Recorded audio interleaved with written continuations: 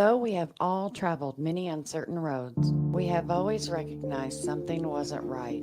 We searched high and low, yet our paths had never intersected. Our desire to seek truth, then to speak true, has brought us all together. That thing of ours is rooted in truth, because truth is the only unshakable foundation. In the greatest book, it states in John 8:32, "For ye shall know the truth, and the truth shall make you free." Truth is a powerful force. It is the foundation on which all great achievements are built, and the bedrock of trust and respect in any relationship. When we are rooted in truth, we can be confident that our decisions and actions are grounded in reality rather than in speculation or wishful thinking. The pursuit of truth is not always easy. It requires courage, perseverance, and a willingness to face uncomfortable facts. But in the end, the truth is always worth it. It allows us to make better decisions, to build stronger relationships, and to create a more just and equitable world. From politics and world events to entertainment and pop culture, we've got you covered. We'll explore our history and the stories that matter to uncover the truth that lies at the heart of each one. With our fingers on the pulse of the news cycle, we'll provide the insights and analysis you need to stay informed and engaged. As we stay rooted in truth and let the truth guide us in all that we do, let us be willing to listen, to learn, and seek out the facts, even when they challenge our own assumptions or beliefs. Let us never forget that the pursuit of truth is not just an individual endeavor, but a collective one. Only by working together With honesty and integrity, can we build a better future for ourselves And for generations to come. This is That Thing of Ours. How's it going, everybody? Thank you for joining us today on this Tuesday, 29th of October, 2024. I'd like to thank each and every one of you for joining us on Facebook, YouTube, Twitch, X, Rumble, and Pill.net. And if you haven't already, please take a minute and give us that virtual hug. If you're over on YouTube or Rumble, hit that thumbs up. If you're over on pill.net, take that red pill. If you're over on X, smash that heart. And if you're on Facebook, you have like 7 choices to choose from. Click all the buttons. Click, click. Clickety click. So All right. let's say hi to the fam. Hi to the fam. Got- Yo, F. Clint, what's up, man? Got Chachi in the Hey, house. Chachi. Got Aaron in the house. Hey, Aaron. Hope you're feeling better, man. Looks like he's sleeping. Is sleeping? Yeah, he's been under the weather. Oh my goodness. 80 It's degrees. I know it was 80 degrees. 62 here. I know. Yeah, That's ridiculous. I know. It's winter is coming. I know. Got Yeah. Mike in the house. Hey, Mike, what's going on, man? You know, it's just been weird weather this year. It has been very weird weather. Just strange. It has been a ridiculous summer. Yeah. And now I have a feeling we're about to have a ridiculous winter. Yeah, I know. So I'm it's worried about that. what, a ridiculous winter? Yes. Well, I mean, hey, Mike, thanks Hey, for joining. Mike. It's kind of what happens. I know. Yeah. It always happens that way. So you ready? Yeah, I'm ready. We got Let's some jump right in because I know we didn't get to much of anything yesterday. Yeah. So I'm going to go ahead and read that. Madison Square Garden media meltdown montage. Ready? Yeah. It's worth noting that while we showed you that joke about the pile of garbage that comedian made, he also said something else about Latino voters that I can't play because I know a lot of you are probably at the breakfast table with your little kids. And if we played it, you'd have to shut us off because it was so incredibly crude that it's a family program and we're just not going to do it. I think a lot of people are seeing that rally at Madison Square Garden, seeing all those people. Doesn't mean he's going to win the race. But my point is it's discouraging that so many people would gather and rally to hate speech in America, that it's discouraging and it hurts. So I was in the building at the Trump rally in Madison Square Garden, and I come back to look at the mainstream media and see that obviously, surprise, surprise, they are calling it a grouping full of Nazis. They're calling people racist and sexist and homophobes and all of the other things that they have called Trump supporters over the past decade, which is why they wonder why nobody listens to them anymore. What I will tell you as somebody that was actually in the building is it was one of the most incredible experiences I've ever had. There were so many people of different colors, different genders, different sexual orientations, all of that stuff. And what we had in common was we had in common our love for America. We had in common our support for Donald Trump. And we had in common the fact that we wanted to come together and take this country back from the people that have destroyed it for the past 4 years. I just think it's important to look at the situation, and it's not just, oh my gosh, about the race. It's, oh my gosh, how did we get here? How did we get here where a stadium of people come to hate? That's a different country, a different time. This was a hate rally. This was not just a presidential rally. This was also not just a campaign rally. I think it's very important for people to understand that these are mini January 6 rallies. These are mini Stop the Steal rallies. These are rallies to prime an electorate into rejecting the results of an election if it doesn't go the way that they want.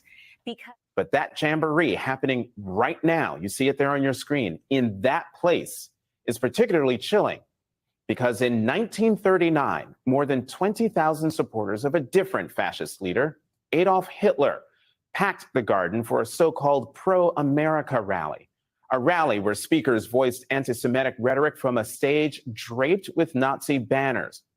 When a Jewish protester rushed the stage, the Associated Press reported, quote, instantly, a dozen or more stormtroopers set upon him, knocking him down and beating him as he held his head in his arms. Most of his clothing was torn from his body. Later, he was booked for disorderly conduct.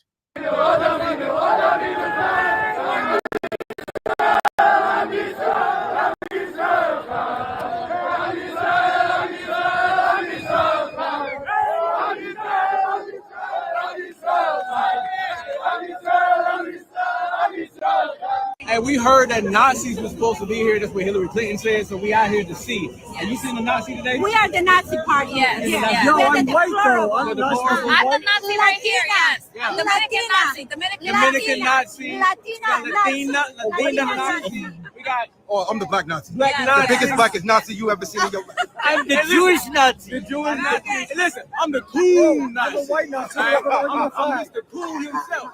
He out here, baby. He's the white Nazi. He's the white Nazi. He's the technical. United here to make Donald J. Trump the 47th president of the United States. Woo! Stop listening to the media. You heard it right here, folks. 2024, folks. Chinese, we're Chinese first generation. We love Trump from our bottom of the heart because we know Trump is the only one can save America. Kamala is so stupid. She is so low. IQ equal no Q, no qualification to be the president. You shall stay away from that position. You already lost the position. You lost our trust. You lost our vote. You just need to go home, to stay home. You cannot do anything to save America. You are so stupid. You don't know anything. You cannot even answer any question from the camera, from all the media. How you can be on the stage to fight for America, to protect American people, to protect all the world.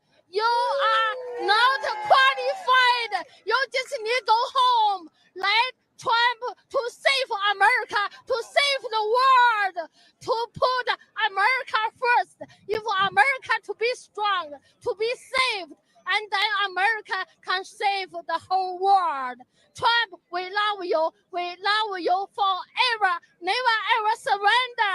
Fight, fight, fight. Fight for Trump. Fight, fight, fight. Fight, fight, fight.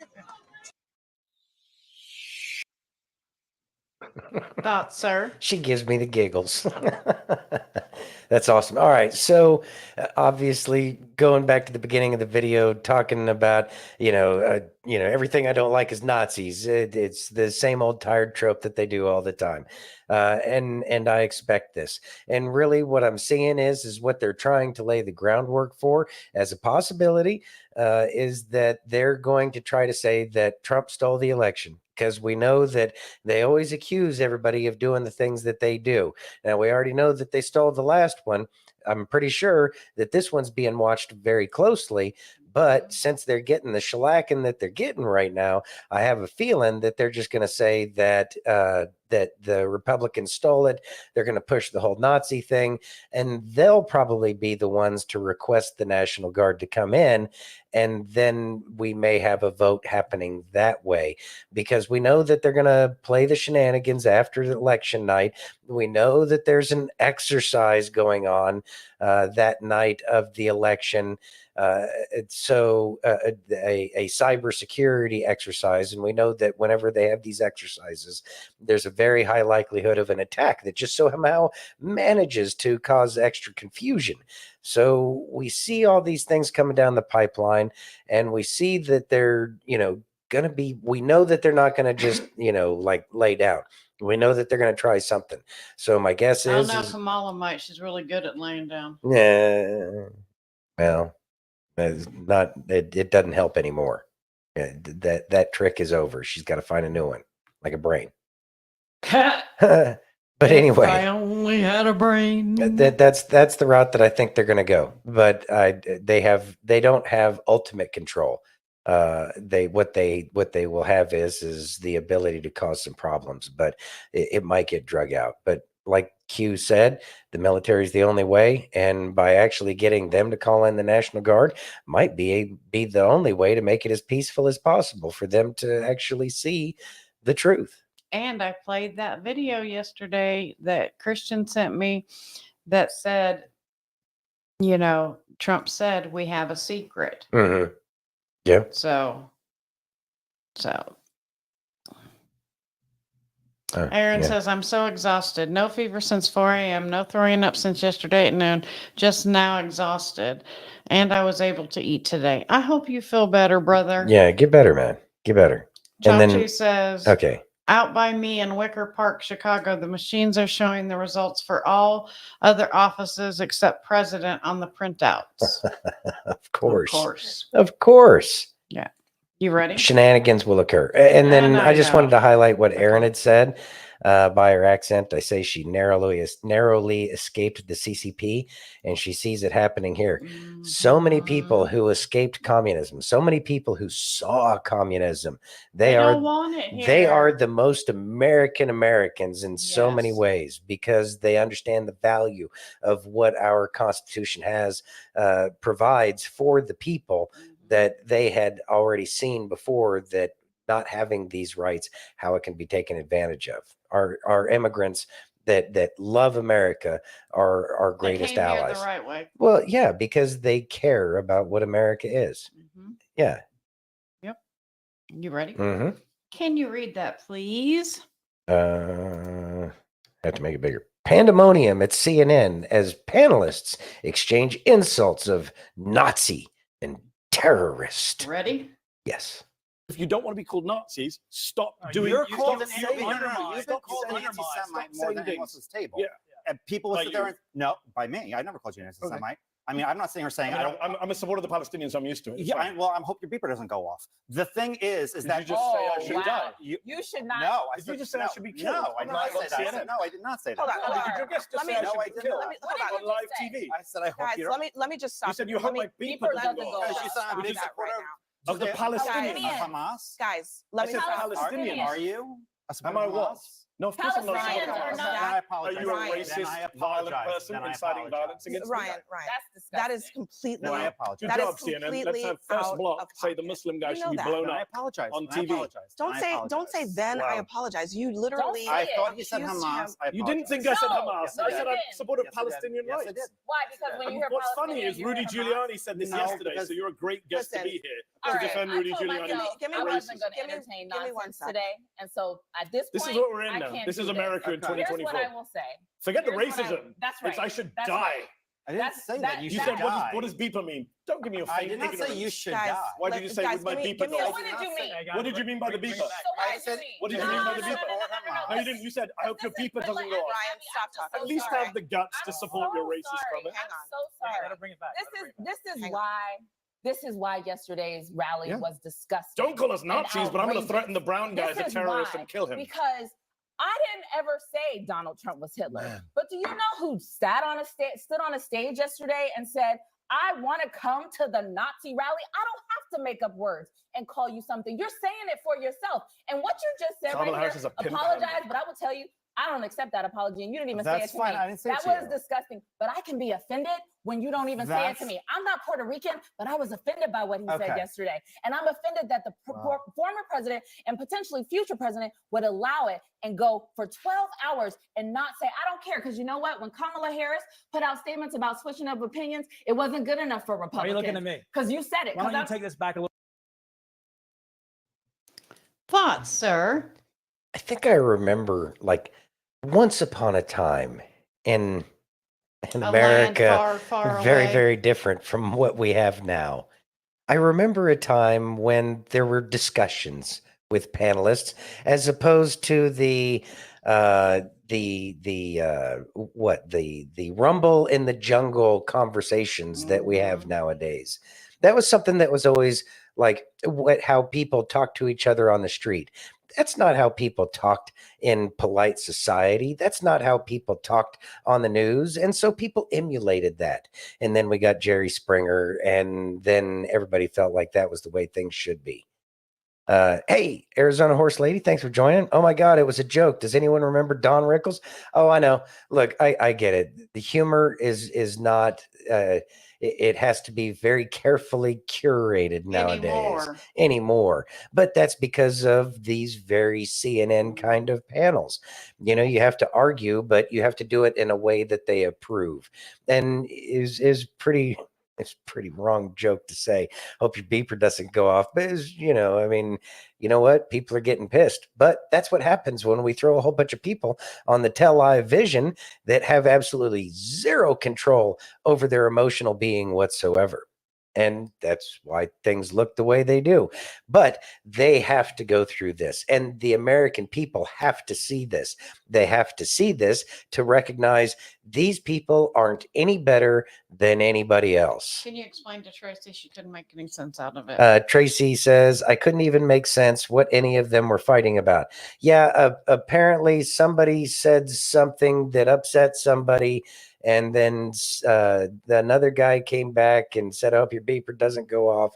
And then all of a sudden there's racism thrown everywhere, as opposed to just, correcting when say that was a classless joke, or whatever the case is. Yeah. But he was also, they wouldn't let him explain himself. They would not let him apologize. And they would not listen to the fact that he said, I thought he had said something else. Yeah. So Clint's got it right there. Yeah, Clint says they were fighting over who was the most offended.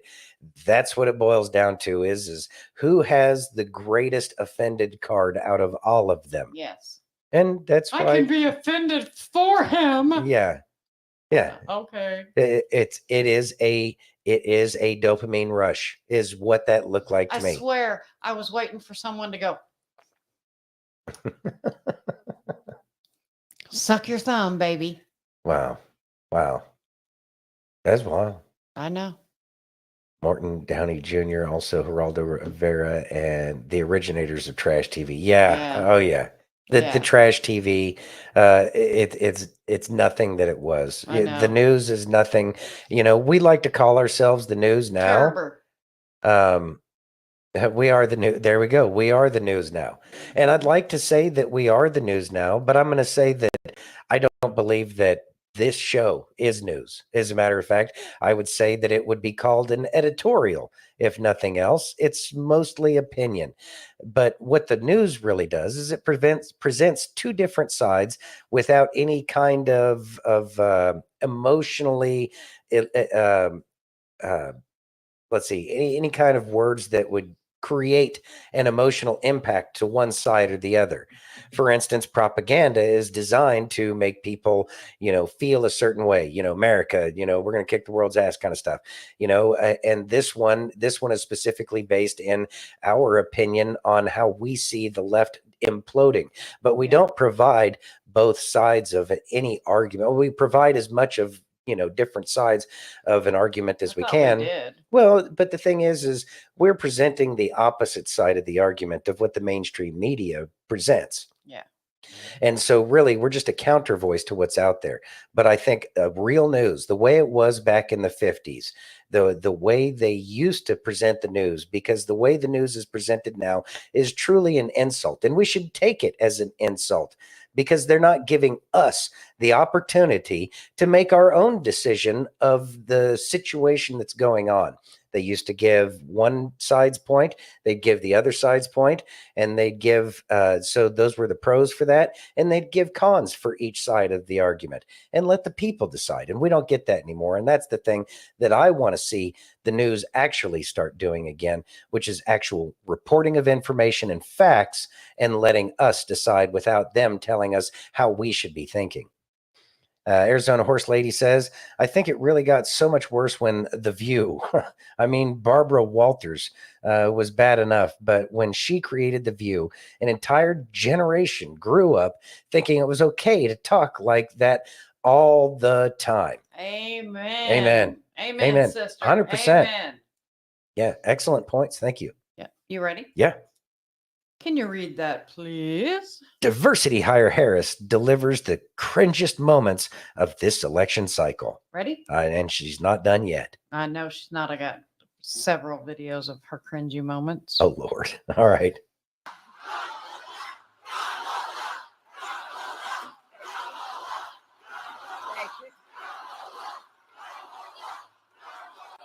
Okay, now I want each of you to shout your own name. Do that. Because it's about all of us. It's about all of us. And listen, I have fought my whole career to put the people first. I want all of you to shout your own names. And nobody cared. Like 3 people tried.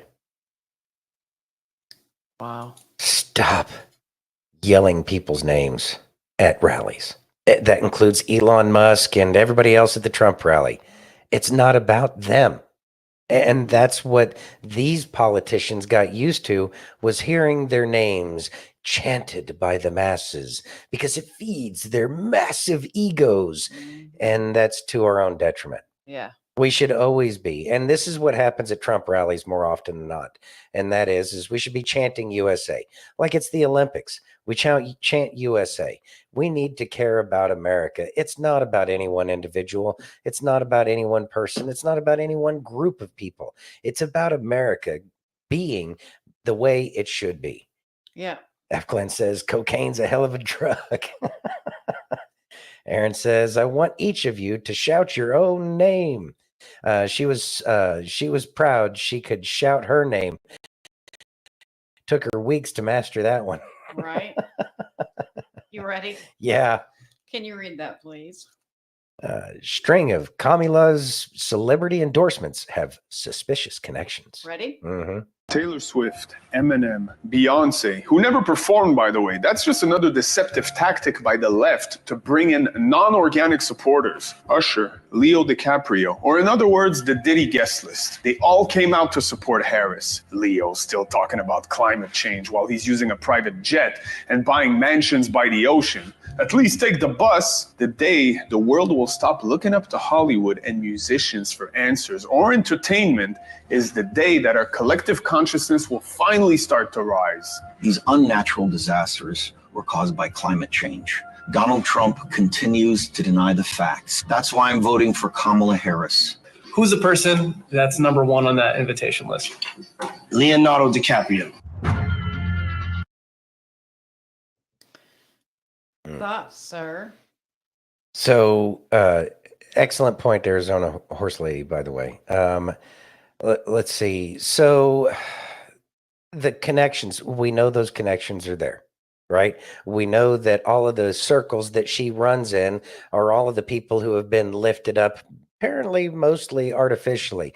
Obviously, some people have some talent, but at the same time, they wouldn't have made it had they not partaken in the festivities of these Diddy parties, is what we're finding out. Does that mean that everybody in the music industry, movie industry, or even politics is corrupt like this? No, it does not. And even that, there is a Q post that discusses that, I believe, today.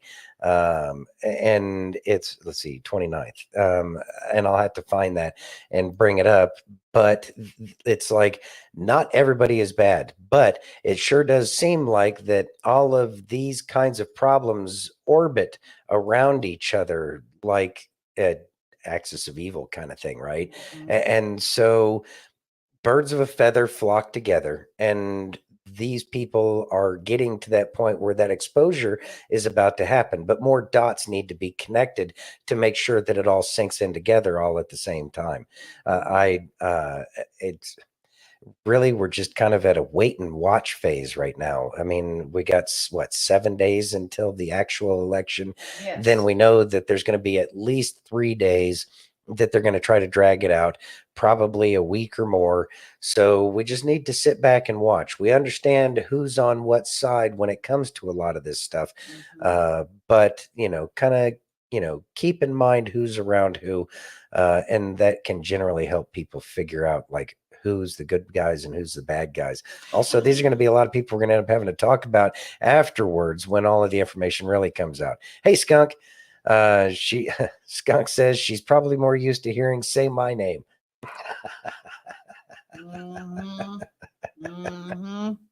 Yeah. Oh man. Welcome back, Miss Steph. I hope you enjoyed Welcome your back, Miss company. Steph. There you go. Are you ready? Yeah. Can you read that, please? Russell Brand exposes the truth about Call a Chameleon. Ready? Mm-hmm. Weeping may endure for a night, but joy cometh in the morning. That's pretty crazy, because when those Christians were going, like, I love Jesus, or whatever was happening there, she's like, yeah, I think you're at the wrong rally. Get out of here. Next day, she's gone full MLK.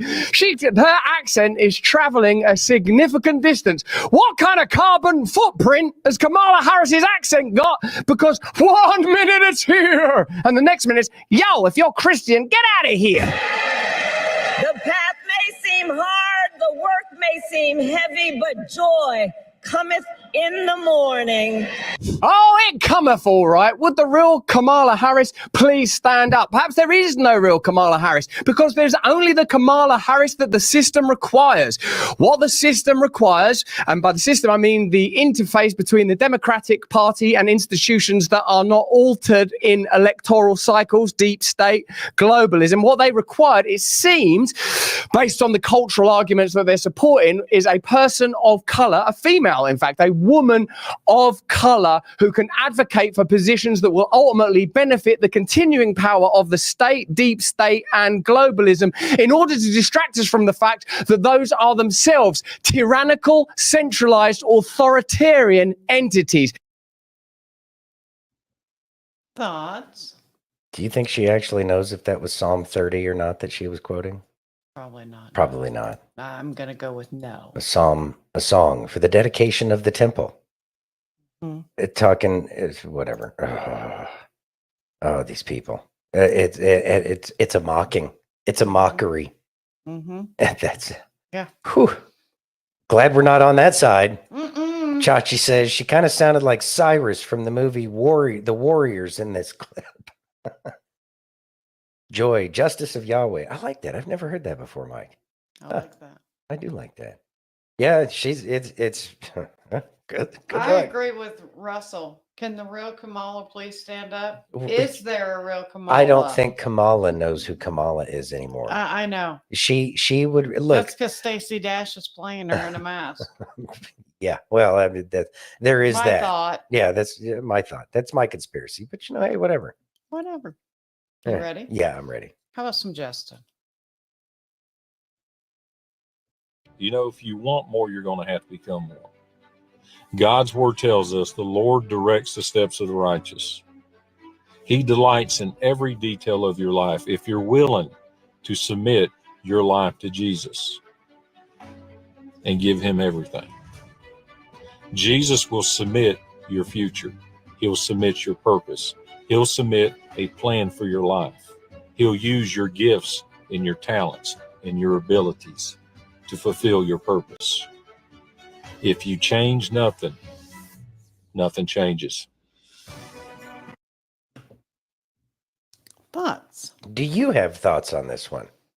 There's been some changes lately. Yes. Yeah. I honestly believe that, like I said yesterday in the motto I played, you absolutely have to go where the Lord is leading you. If a door isn't opening, you're not supposed to go that way. Mhm. But if a door is flung open, you should probably step through. Yeah. Because the changes help so much. Yeah. And he wants only the best for you. Mhm.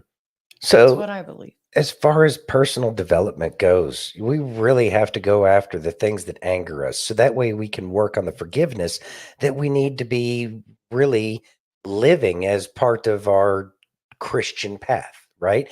And forgiveness can be a very difficult thing. And then when it's time to forgive, when we start to get angry about something, that's an indicator that that's an area that we need to work on. And we need to be introspective at that point in time.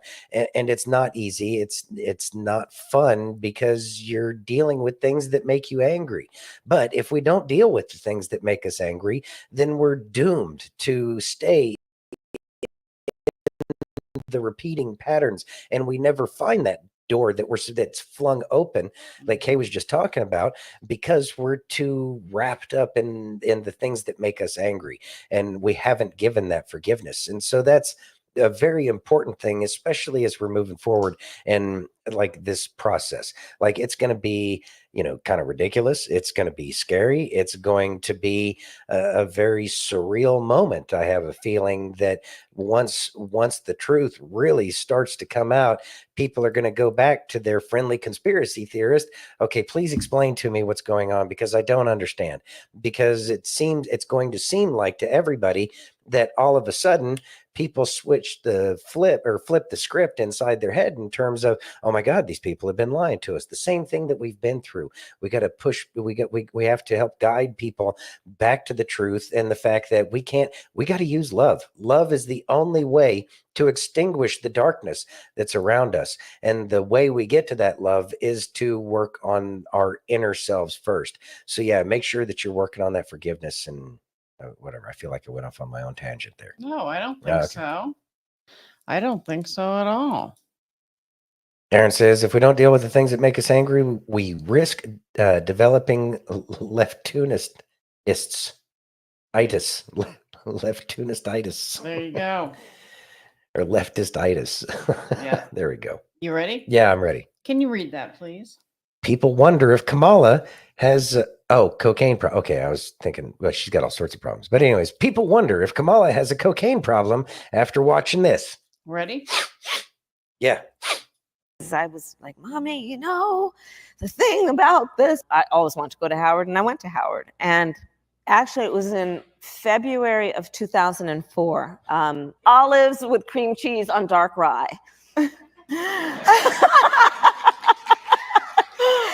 And so it's remember, I'm a prosecutor. I have focused on that. I mean, in a nutshell. And it was the assessor at the time. Can you perform some marriages? We need more people. And every nook and cranny of City Hall. Important is that we also appreciate the nuance. There's a lot to do. There's a lot more to do. Who's over the age of 18 as though they're an adult. Because it was doubling it, right? Right, where poor people sit in jail and people who have money get out, that there is no difference between any of the kids, our kids, and those kids who are otherwise in the system. So, for example, not to sell you a bag of what, but it was difficult to do. It was, in large part, I've got big signs, Dreamers Welcome Here. I've got the rainbow flag. And they were like, why are you putting the rainbow flag? I had to get permission, but I got it. Whatever.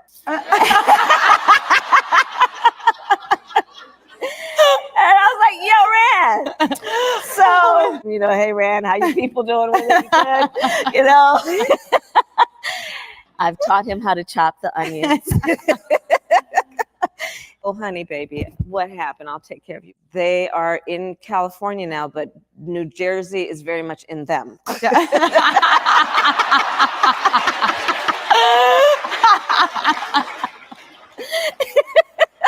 And then, you know, and they're originally from Brooklyn. Okay, so the first time I meet my mother-in-law, she looks at me, she puts my face in her hand. Says Barb and Mike, my father-in-law's Mike. She puts my face in her hand. She looks at me and she says, "Oh, look at you. You're prettier than you're on television. Mike, look at her." No.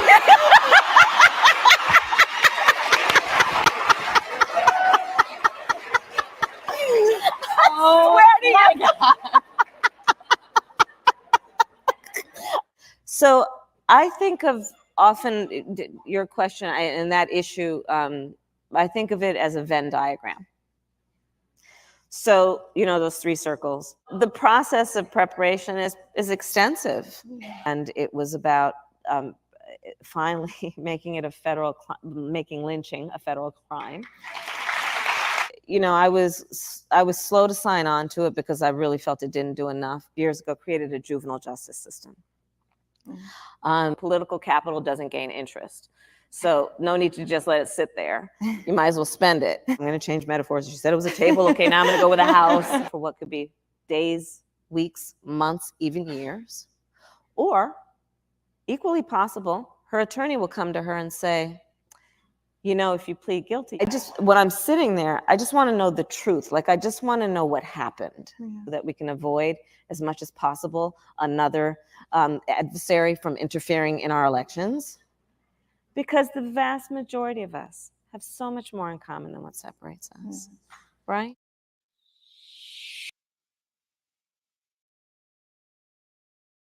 I got to hit the buttons. Thoughts? It does seem like her eyes are dilated as well. Jenny! Watch out for the frogs, Jenny. Watch out for the frogs, Jenny. Thanks for joining.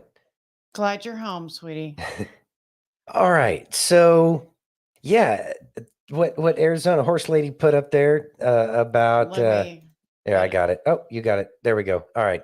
A person who worked for her has come out and said that the Coke found in the White House was hers, but the machine, the swamp machine, decided to let all the press let it be known that it was Hunter's since he was already in trouble for it. Biden was pissed, but he had to let them do it. That's why he hates her. And that makes that connects a lot of dots in my mind too. That makes so much sense that, you know, just everything about them has been thrown the Bidens under the bus. But Obama didn't really like Joe Biden. He used Joe Biden to press Obama's cause, and now he kind of gets a chance to stick it back to Joe and break down that castle that Obama feels that he has the right to do for whatever reason. I mean, they're all kind of in the same boat together as far as I'm concerned. But watching this video, yeah, she looks like a cokehead. Like she's got some issues, right? And it's amazing that it's just right in front of our faces, and I can only imagine the psychological trauma that all these people had to get them to this point in their life. I know. Arizona horse lady says, you can see her slowly coming down from whatever she was on. Oh yeah. She starts slumping over. It's like all the signs are there. If I cared to watch her, I might notice this stuff on my own. Thank God for the fact that everybody's out there putting out real information. So that way we can give a counter to the news that's out there. F. Clint says that jaw movement was such the jaw click that she did. Yeah, that was bad. That's like really bad. So sloppy. She's gonna look like Nancy, sloppy Nancy here in another month or two. She's not gonna make it to the inauguration of President Trump. I just don't see that. Like she's got the intestinal fortitude to stick it out. Yeah, she's gonna crumble. Steph says, that's the witch that Kim Clement talks about. Cackling witch. Yes, she is. They're going to try to put a witch in the White House. That's exactly the one. I'm right there with you. Chachi says, Eddie Murphy's only hit single. My girl likes to party all the time. Mike says, to be stupid is bad, but to be stupid and high is something else. Arizona Horse Lady says, oh, I agree with what you're saying and how they kicked him. He is really getting back at them. And I think that Joe Biden's going to put a trick up his sleeve here soon, too, just to kind of stick them in the eye. She'll be right back. Yep. Burb. Burb. All right. You ready? Yep, I'm ready. Can you read that, please? Auschwitz survivor Jerry Wartsky calls out Kamala Harris for calling President Trump a fascist. Ready? Here we go. Real deal. Yep. My name is Jerry Wartsky. I'm 94 years old and survivor of Auschwitz and the death marches. Adolf Hitler invaded Poland when I was 9 years old. He murdered my parents and most of our family. I know more about Hitler than Kamala will ever know in 1,000 lifetimes. For her to accuse President Trump of being like Hitler is the worst thing I've ever heard in my 75 years living in the United States. I know President Trump, and he would never say this, and Kamala Harris knows this. She owes my parents and everybody else who was murdered by Hitler an apology for repeating this lie. Why should the Jewish people support President Trump? Because he's a mensch. I believe that President Trump is definitely going to be good for Israel, because in everything that he's done up to now was in favor. He never double-crossed anyone, and he never showed any weakness. Watching President Trump pray for the hostages at the Ohel and spend time with him so meaningful. He has always stood with the Jewish people and the state of Israel.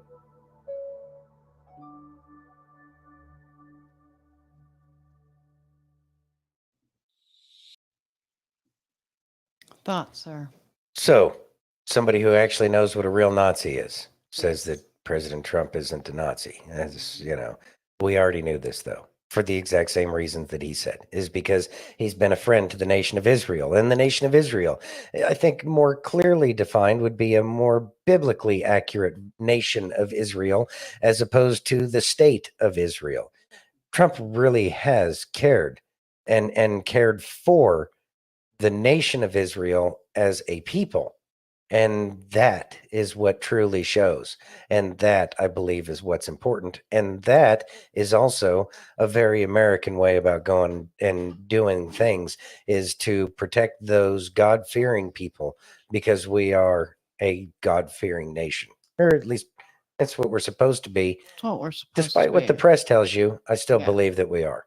Exactly. All in all. You ready? Mm-hmm. Can you read that, please? I better make a bigger screen here. Here we go. Jesse Waters says, third world corruption in battleground states. Ready? Surprise. I know. Today in Georgia, a judge ruled that election officials have to certify results, even if voter fraud is suspected.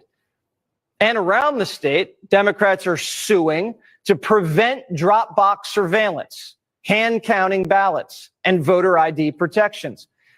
Why are Democrats trying to make elections less secure? Especially while many states across the country are finding thousands of people who aren't citizens on the voter rolls, like in Virginia, where Governor Youngkin removed more than 6,000 non-citizens from the rolls. The Biden-Harris administration didn't like that. The Justice Department is now suing Virginia for cleaning up the voter rolls, something Virginia governors have been doing for years. Why is it that anyone could argue that a process that removes non-citizens off of our voter rolls is anything else other than common sense and constitutional? This is a law that's been on our books since 2006. It was a law that was signed by then Democrat Governor Tim Kaine. This is why I find this to be a very, very unreal moment that is stunning, that they filed this suit 25 days before a presidential election, when in fact this has been going on in accordance with our Constitution, the federal Constitution, and state law since 2006. It's simple. We just want free and fair elections. Democrats are trying to loosen the rules and get Republicans. Thoughts, sir? Surprise, they're trying to change the way the votes are counted. They're trying to change, the ability to make sure that it's a free and fair election for the people, by the people, and of the people.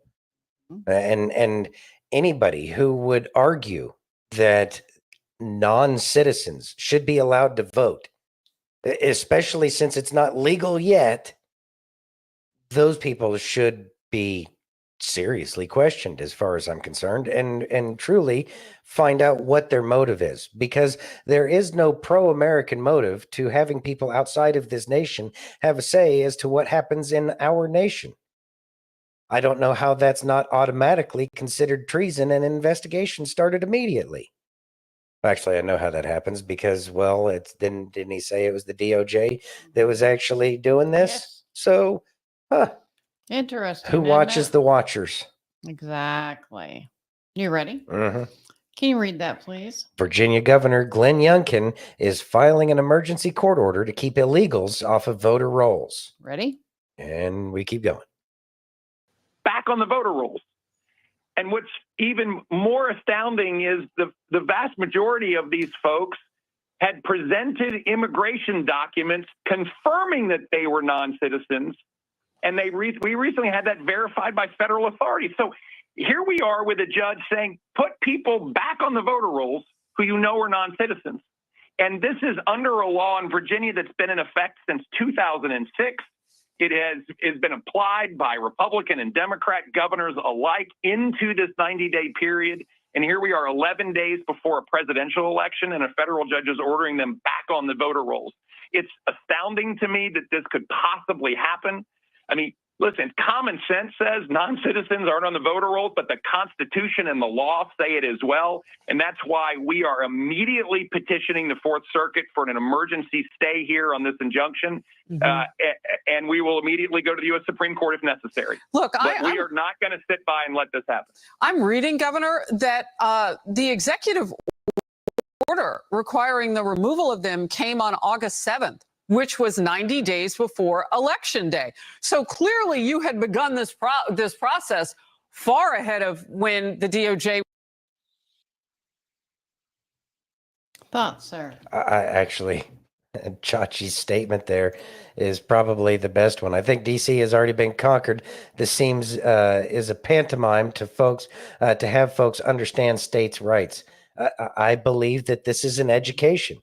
This is to, one, wake up the people through, just like putting pieces together so that way people can put it together on their own. That is the best education, when people can figure it out on their own.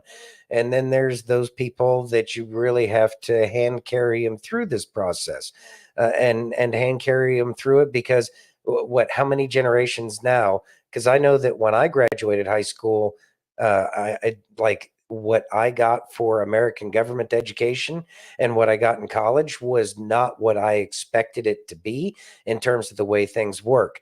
But I had a pretty good understanding anyways. So how do we get people back there? We show them how it doesn't work when we don't do it the way the Constitution says. And so this is an education. This is an education for everybody. And it creates the conversation that should have been had years and years ago that was always suppressed. We just got to walk people back to where we're supposed to be. Steph says, Steph says, thanks, Santino. That song's in my head now. And then she says, I agree with you, Chachi. I just pray it really is that way. I think it is, but if not, please. Yeah.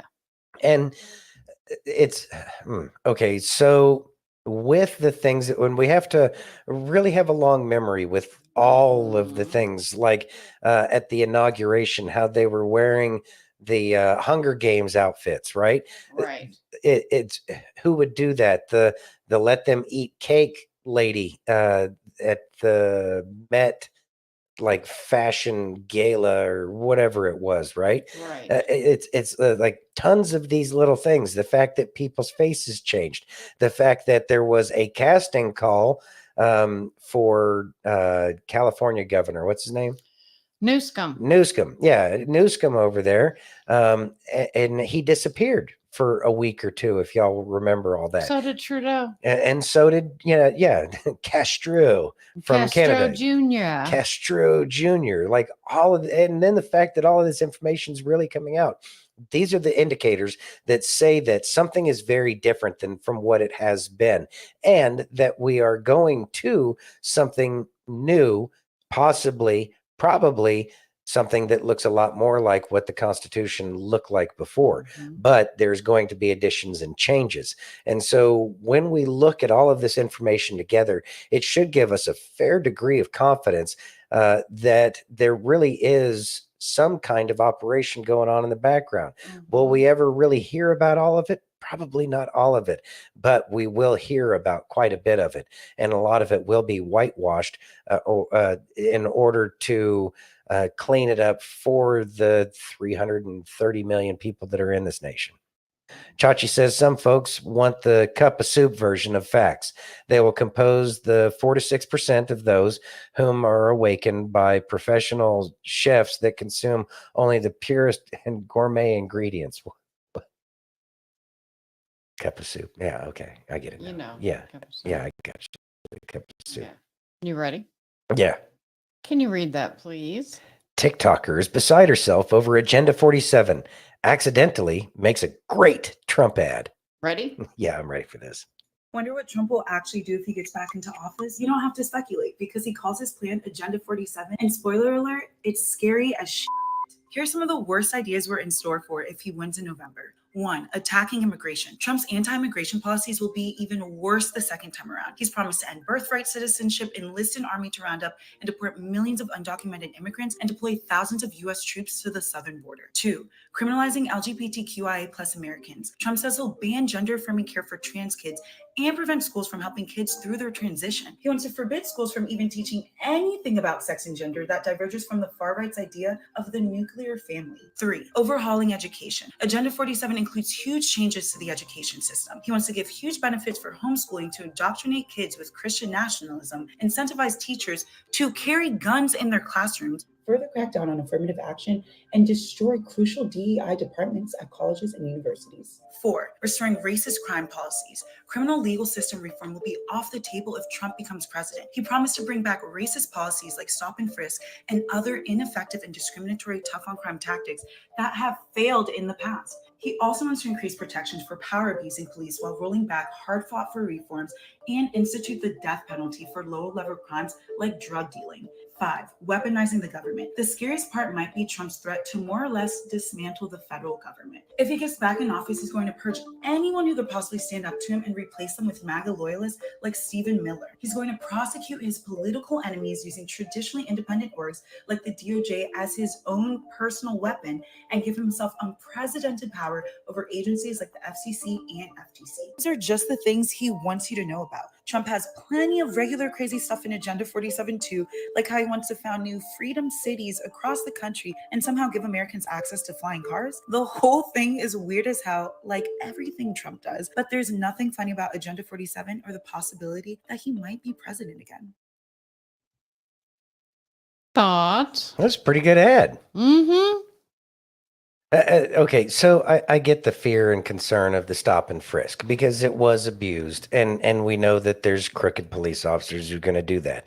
But 99.99% of the police officers that are out there are not going to abuse something like that. The stop and frisk policy it definitely reduced crime, but at the same time, it got abused. But that means that our departments need to have a little bit more leeway to deal with the people that are part of the union that keeps protecting these very people who are doing things that really the police should be prosecuting. right? And so it's because of her lack of understanding of the deeper issues. And that's something that we run into all the time. It's just on that one item. Like, we could go through each and every one of these things, and I'd love to have a conversation and try to explain. But for some reason, people just don't want to talk to me about, what I think on stuff like that when they feel those ways. But it's the fact that they have so little depth to their understanding that makes it difficult to deal with. And so that's why it makes sense to us, because a lot of the things that she's saying is in fact things that we want. Surprise, surprise. We don't want people to be here illegally. What? It says absolutely nothing about migrants. I have no problem with migration whatsoever. We are migrants. Like it's like what America is now. Like, that's what happened back, when 1492 Columbus sailed the ocean blue. Yeah, I know. But at the same time, we are Americans, and we say, okay, look, we're trying to create a place where everybody can get along together. Yeah, you can talk about your history and about how people before were assholes. Surprise, surprise. There were dickheads on the planet. Who would have seen that one ever coming? What? But I know, crazy. There were mean people back in the day. Mm-hmm. But that doesn't mean that we are the mean people. Yeah. It's kind of racist. Mm-hmm. Chachi says, you don't need to sell it to me. I've already decided to buy. Yeah. Thanks, Mike. Yeah, I agree with all that too. Yeah, there's nothing wrong. Mike says, stop and frisk work great in New York City. And that's what I heard. But one bad apple spoils the whole bunch. And that's why it doesn't happen anymore, because the press was able to fabricate a problem out of thin air that never really would have been a problem had it been done right to begin with. Yeah. Aaron says, unfortunately, stop and frisky absolutely is unconstitutional. Aaron says, laughing my ass off. I'm a native Arizona born and raised. Hey, Dad. Is stopping. Well, yeah, because And you're not they really late, have to Carol. they have to have some kind of suspicion there. Yeah. There has to be something. But you're not late, Carol. You're right on time. You're right on time. Where's Carol? I didn't see Carol. It's Oh, not there she is. coming over. It's not coming over. There it is. There it is. Hey, Carol. Thanks for joining. Oh no. Two more more stops before you get home. Oh, Lord have mercy. Well, be safe out there. Yeah, drive safe. Drive safe. Are you ready? Yeah. Can you read that, please? I got to think on that one, Aaron, but thanks for bringing that up. Try as they may, they can't shut up Steve Bannon. Oh, yeah. Steve Bannon's back. I know. You ready? Yeah. If they don't moderate the content, we lose total control. There's no guarantee to free speech. It's outrageous. It's wrong. It's illegal. They are directly speaking to millions and millions of people, and that has to stop. Deplatforming works. Peter Navarro sentenced to 4 months in prison. The censorship industrial complex. Steve Bannon is headed to prison. They're taking him out of the field of battle. I think it only makes us stronger. We're now surrounded by the war room posse. Free Bannon! Free Bannon! This is going to multiply it by 10,000. It's anybody that they see as a true threat on the board, they will go after it. We're expecting Steve Bannon to be released on Tuesday. Bannon is trying to reemerge as a voice behind Donald Trump.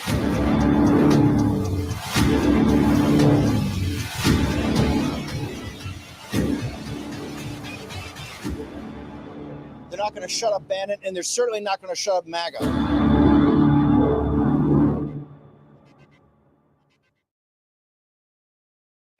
He's back as of today. That's awesome. Yeah, he streamed this morning.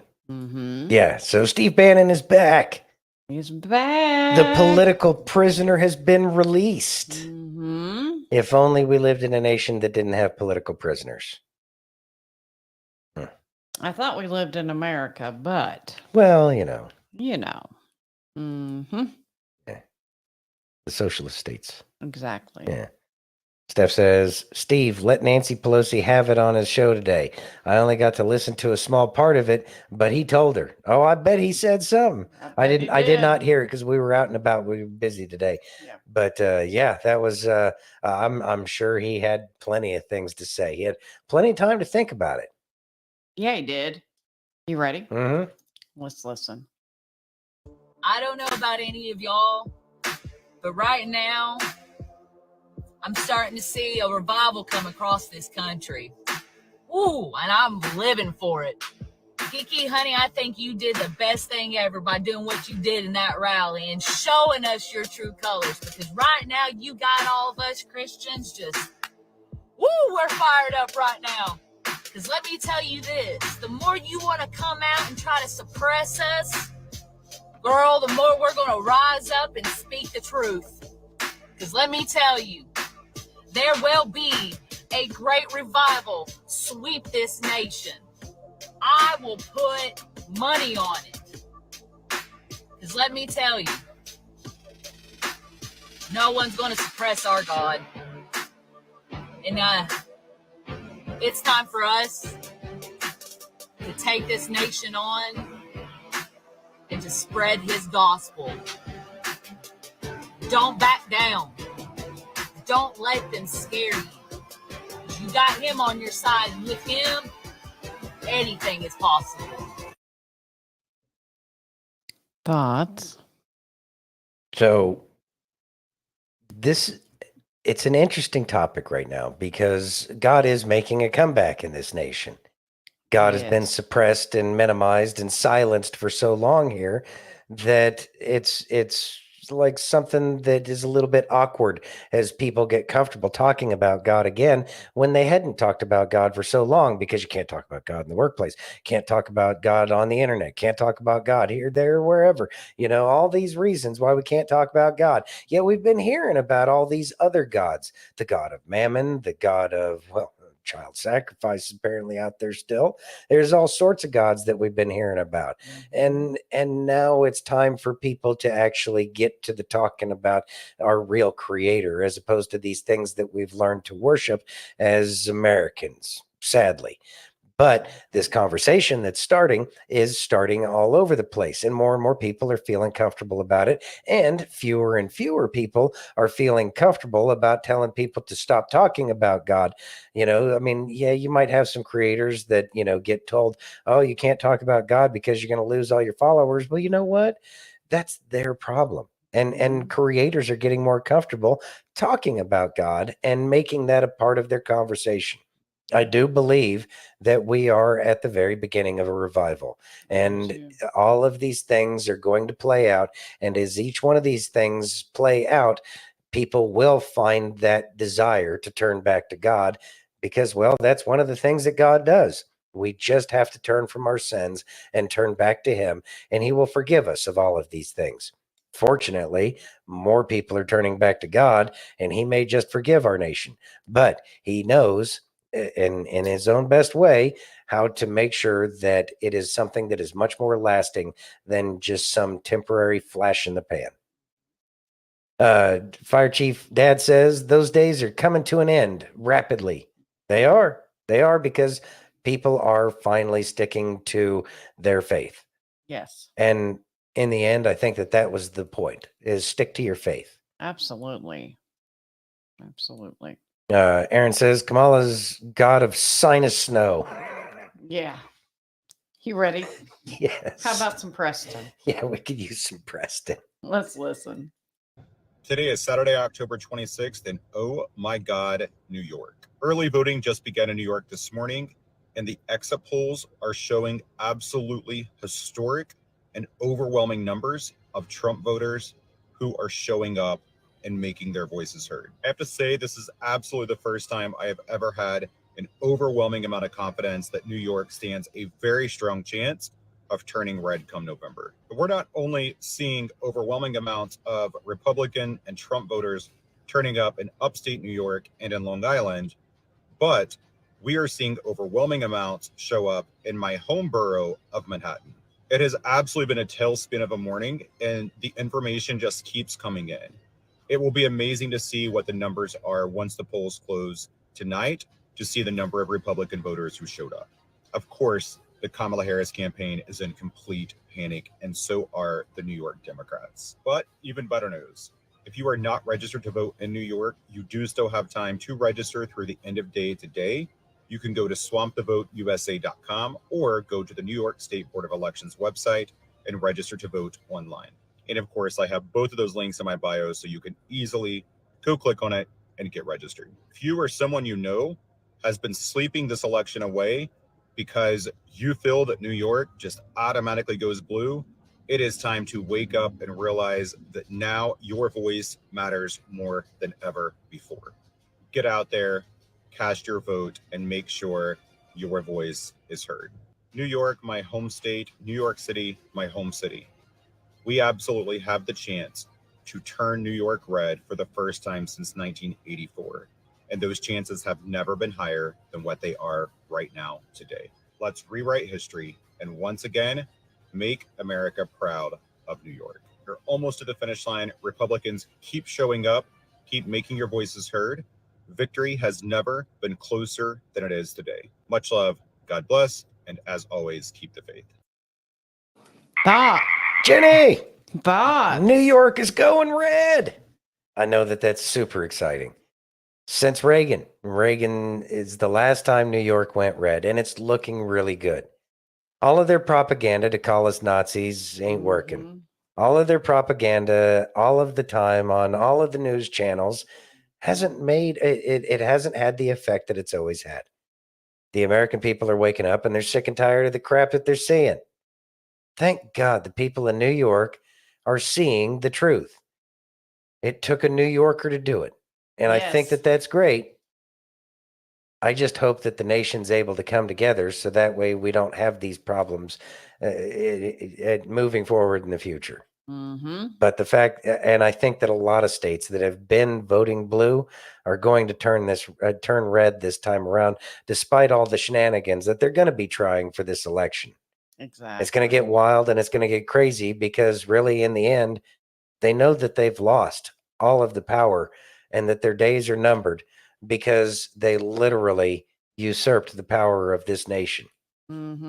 Jenny says, I kept telling everyone New York loves Trump, and we've believed you, Jenny. We have believed you. And now it's looking like New York is going to go ahead and back you up. And we're all excited about that. Hey, Brother Bill. Hey, Brother Bill. You made it. Hey, little Unker. Huge. Huge. It's huge. Exactly. You ready? Yeah. Can you read that, please? The 5 word salad city breakdown. You ready? Yeah. Word salad. What the heck is she talking about?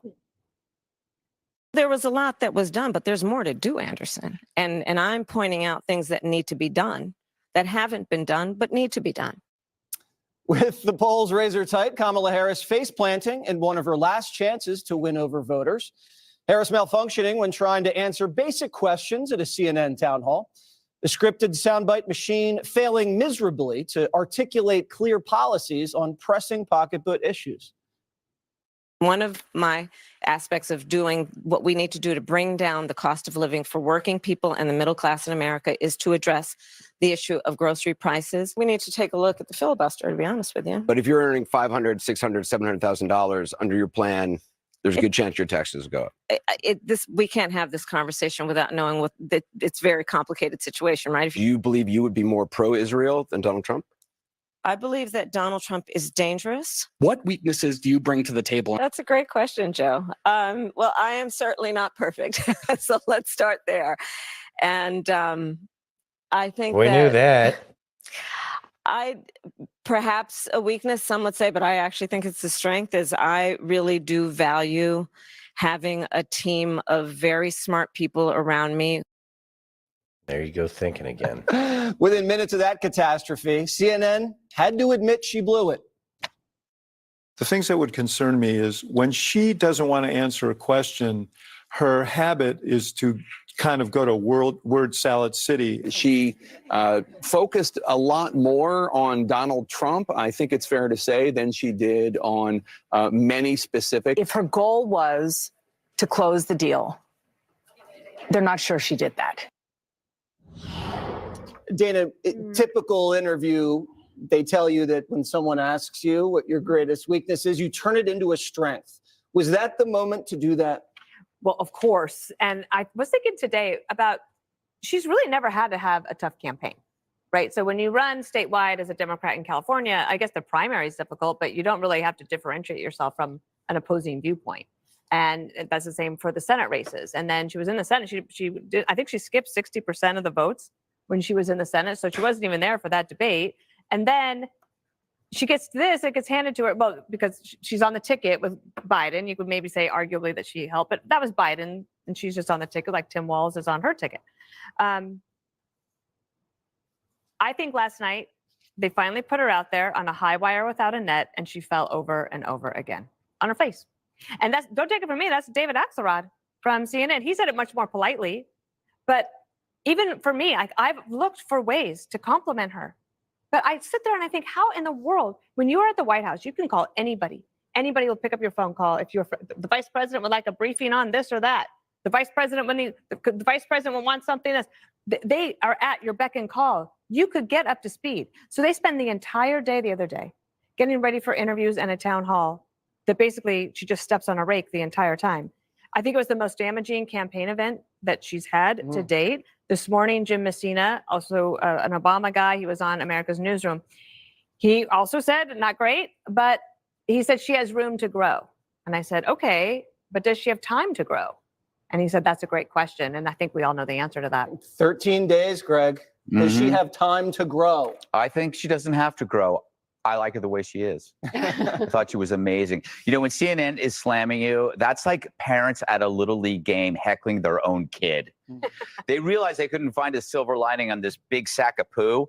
It's physically impossible to spin wet garbage because it ends up all over you. I think we need to retire the phrase word salad because at least salad can be nutritious. You know, you can have actually authentic ingredients. In this case, her manner of speaking, it's an affront to lettuce and kale growers everywhere. You know, after every disaster, you know, relief pours in. It's kind of like that with Kamala. It's like there's this, like Hurricane Kamala comes in, there's a rush to raise money for the victim.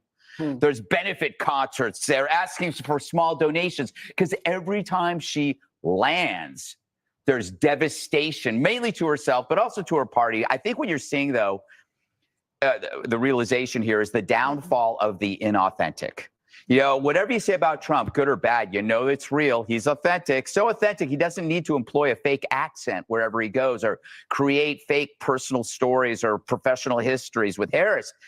Whatever you say about her, good or bad, you know it's inauthentic, right? Nothing rings true. Nothing. Her upbringing, her professional experience, her very words that come out of her mouth like toxic glitter stick all over you. Every time she's talking, your brain cells want to commit suicide. So I think what you're seeing is an American public coming to the realization that they may not like Trump, but they don't know what the hell this is. What was that last night, Judge Janine? Hey, Ghost Pepper. Thoughts? All right, word salad. It's something we've all been talking about forever and a day, but it had to get to the point where CNN actually had to say something. The left media is going to start doing the things that it needs to do to survive. Like a lizard will let go of its tail when a predator catches it by its tail. They're going to, oh, here you go. You can have that one because we need to survive because we are a corporation whose only purpose is to continue to survive. And they may, you know, go kind of quietly-ish in the background, but they'll still be CNN. They can't help themselves. MSNBC, ABC, CBS, you know all of them. They're all the same.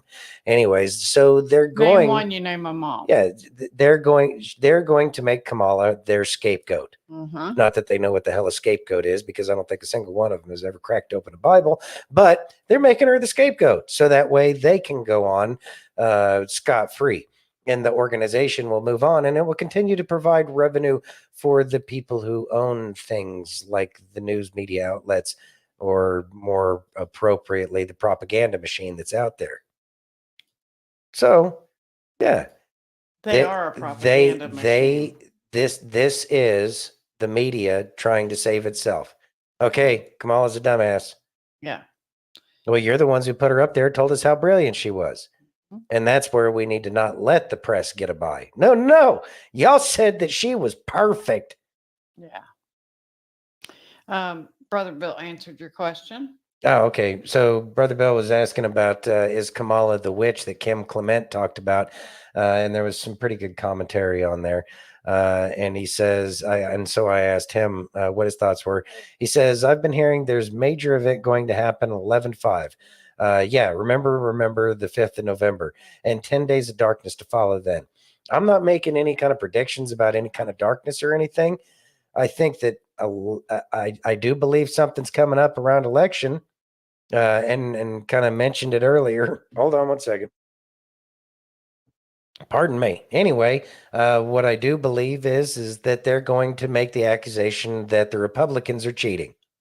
And when they say that the Republicans are cheating, long story short, they're going to be the ones to ask for the military to come in. And the military is probably going to say, well, we've done elections before. We're going to do it like they did in Iraq. We're all going to get like a purple ink blotch on our thumb that you can't get rid of. And the votes will be counted by the time it gets off of your finger. Yep. I think that that's what's going to be coming. But there's going to be, if the military has to come in, which Q says that's what's going to happen. I do believe that they're going to have to make it, give it the actual appearance of a free, transparent, and clear election without any shenanigans. But it'll, if the left is the one asking for the military to come in, then there's going to be the positive press until it turns out that it's not going to work out well for them. Right. Aaron says, at Bill's cyber terror drills scheduled for the 5th of November, likely to shut it all down when Trump wins. Yeah, but they're not going to tell us. Yeah. And that darkness, it may not be necessary power outages. It could be that, and we should be prepared for those kind of eventualities anyway. Ask Mike about how everything's going on over there in the hills of North Carolina or the Carolinas. Yeah. Right? Exactly. So we should always be prepared. But that darkness might merely be a communications blackout. Right. Where the only information we hear is, well, exactly what the military tells us. Yeah. And they probably have no obligation to tell us much of anything while they're securing the nation. Exactly. It's going to be weird. It's going to be weird, but I don't think it's going to be as bad as a lot of people are making it seem like it could be. Right. At least that's what I'm praying for. Yeah. Bill says at Santino, it could be Kamala is declared the winner in spite of 90% of the country voting for Trump. That's one. There's tons of scenarios, but we need to not trouble ourselves for things that haven't even happened yet. Yeah. Right. We need to recognize the things that we do see. And that is that so many people are waking up and so many people aren't voting for Kamala Harris, that Republicans are coming out in droves, and it's very possible that Trump could secure states before election day even occurs, because they just won't have the ability to get enough votes to overcome the amount of people who already voted for Trump. Yep. I don't know how it's going to play out, but I know that if we stay calm, cool, and collected, and if you are looking at the Q drops, it's the military is the key, and it has said it time and time again. It's just stay calm and have faith. Yeah. Bill says January 5th, real election, March 4th, inaugural. And then Mike says, I can do 10 days easy. You ready for round 2? Anyway, Steph says, I'm ready for whatever comes for just a minute. And Carol says, I can handle that.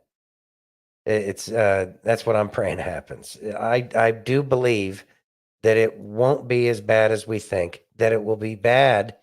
It will be worst for those who have no clue what's going on or what's happening. There is going to be a complete, I just feel this. I have no evidence for any of this, but I do feel that as these shenanigans continue to happen, more and more people will wake up. Everything that's been happening over the past 4 years has woken up how many people? We played that video from Bobby on TikTok a while ago, and he says that more people have woken up in the past 4 years than the previous 40 years. There's been more people who have woken up in the past 4 months than had woken up in the previous 4 years. And I would venture to say that there's more people who have woken up in the past 4 weeks than the past 4 months. Yeah. I do truly believe that because people are seeing how corrupt it really is. Yeah. They're seeing, even the press is talking about how much of an imbecile Kamala is and that she can't talk. Yeah. If the press is turning on her, huge changes are happening because the press would not turn on one of their own this close to the election. Yeah. These are not normal things. Everything is very different than how it has been. And these changes and these differences are the things that should give us the confidence that positive changes are around the corner. We just have to get there. Yep. All right. We just need to keep in prayer. Really, in the end, that's all we can do. Yeah. We have no control. Control is an illusion. Yep. God is still writing the story. Stop trying to steal the pen. Exactly. Mike Staggs says it never said what part of the military or the role of the military. That is absolutely correct. Mm-hmm. Bethany says, how many times does the Bible say fear not? 365. Exactly. No fear. You ready? Yes, ma'am. Can you read that, please? Worst moments from Kamala Chameleon's awful CNN town hall. 7 worst. 7? Yeah. Oh, 7. Oh, that's it. 7. Yes. We'll see. Mm-hmm. What weaknesses do you bring to the table and how do you plan to overcome them while you're in office? That's a great question, Joe. Well, I am certainly not perfect. So let's start there. And I think that perhaps a weakness, some would say, but I actually think it's a strength, is I really do value having a team of very smart people around me who bring to my decision-making process different perspectives. My team will tell you, I am constantly saying, let's kick the tire on that. Let's kick the tires on it. Is there something you can point to in your life, political life or in your life in the last 4 years, tires have that been you kicked think for is a the past mistake that you have learned decade? I mean, I've made many mistakes. Yeah, we know. And they range from, if you've ever parented a child, you make lots of mistakes too. In my role as vice president, I mean, I've probably worked very hard at making sure that I am well versed on issues, and I think that is very important. It's a mistake not to be well versed on an issue and feel compelled to answer a question. So you've been in the White House for 4 years. You were vice president, not the president. But why wasn't any of that done for the last 4 years? Well, there was a lot that was done, but there's more to do, Anderson. And I'm pointing out things that need to be done, that haven't been done, but need to be done. Thank you, Eric. And you're absolutely right. You know it. I know it. I think most Americans know it. Price of groceries is still too high. Well, I may not be quick to have the answer as soon as you ask it about a specific policy issue sometimes, because I'm going to want to research it. I'm going to want to study it. I'm kind of a nerd sometimes, I confess. 2022, 2023, there were record border crossings. Your administration took hundreds of executive actions. It didn't stem the flow. Numbers kept going up. Finally, in 2024, just in June, 3 weeks before the first presidential debate with Joe Biden, you institute executive actions that had a dramatic impact, really shut down people crossing over. Why didn't your administration do that in 2022, 2023? First of all, you're exactly right, Anderson. And as of today, we have cut the flow of immigration by over half. In fact, the numbers I saw most recently, illegal immigration But if is it was low. that easy with that executive action, why not do it in 2022, 2023? Because we were working with Congress and hoping that actually we could have a long-term fix to the problem instead of a short-term fix. You couldn't have done one and both at the same time? Well, here's the thing. We have to understand that ultimately this problem is going to be fixed through congressional action. Is a border wall stupid? Well, let's talk about Donald Trump and that border wall. So remember, Donald Trump said Mexico would pay for it? Come on, they didn't. But you're agreeing to a bill that would earmark $650 million to continue building that wall. I pledge that I am going to bring forward that bipartisan bill. Let's just fix the problem. To fix the problem, you're doing this compromise bill. It does call for $650 million that was earmarked under Trump to actually still go to build the wall. I am not afraid of good ideas where they occur. So you don't think it's stupid anymore? I think what he did and how he did it did not make much sense because he actually didn't do much of anything. I just talked about that wall, right? We just talked about it. He didn't actually do much of anything. But you do want to build some wall.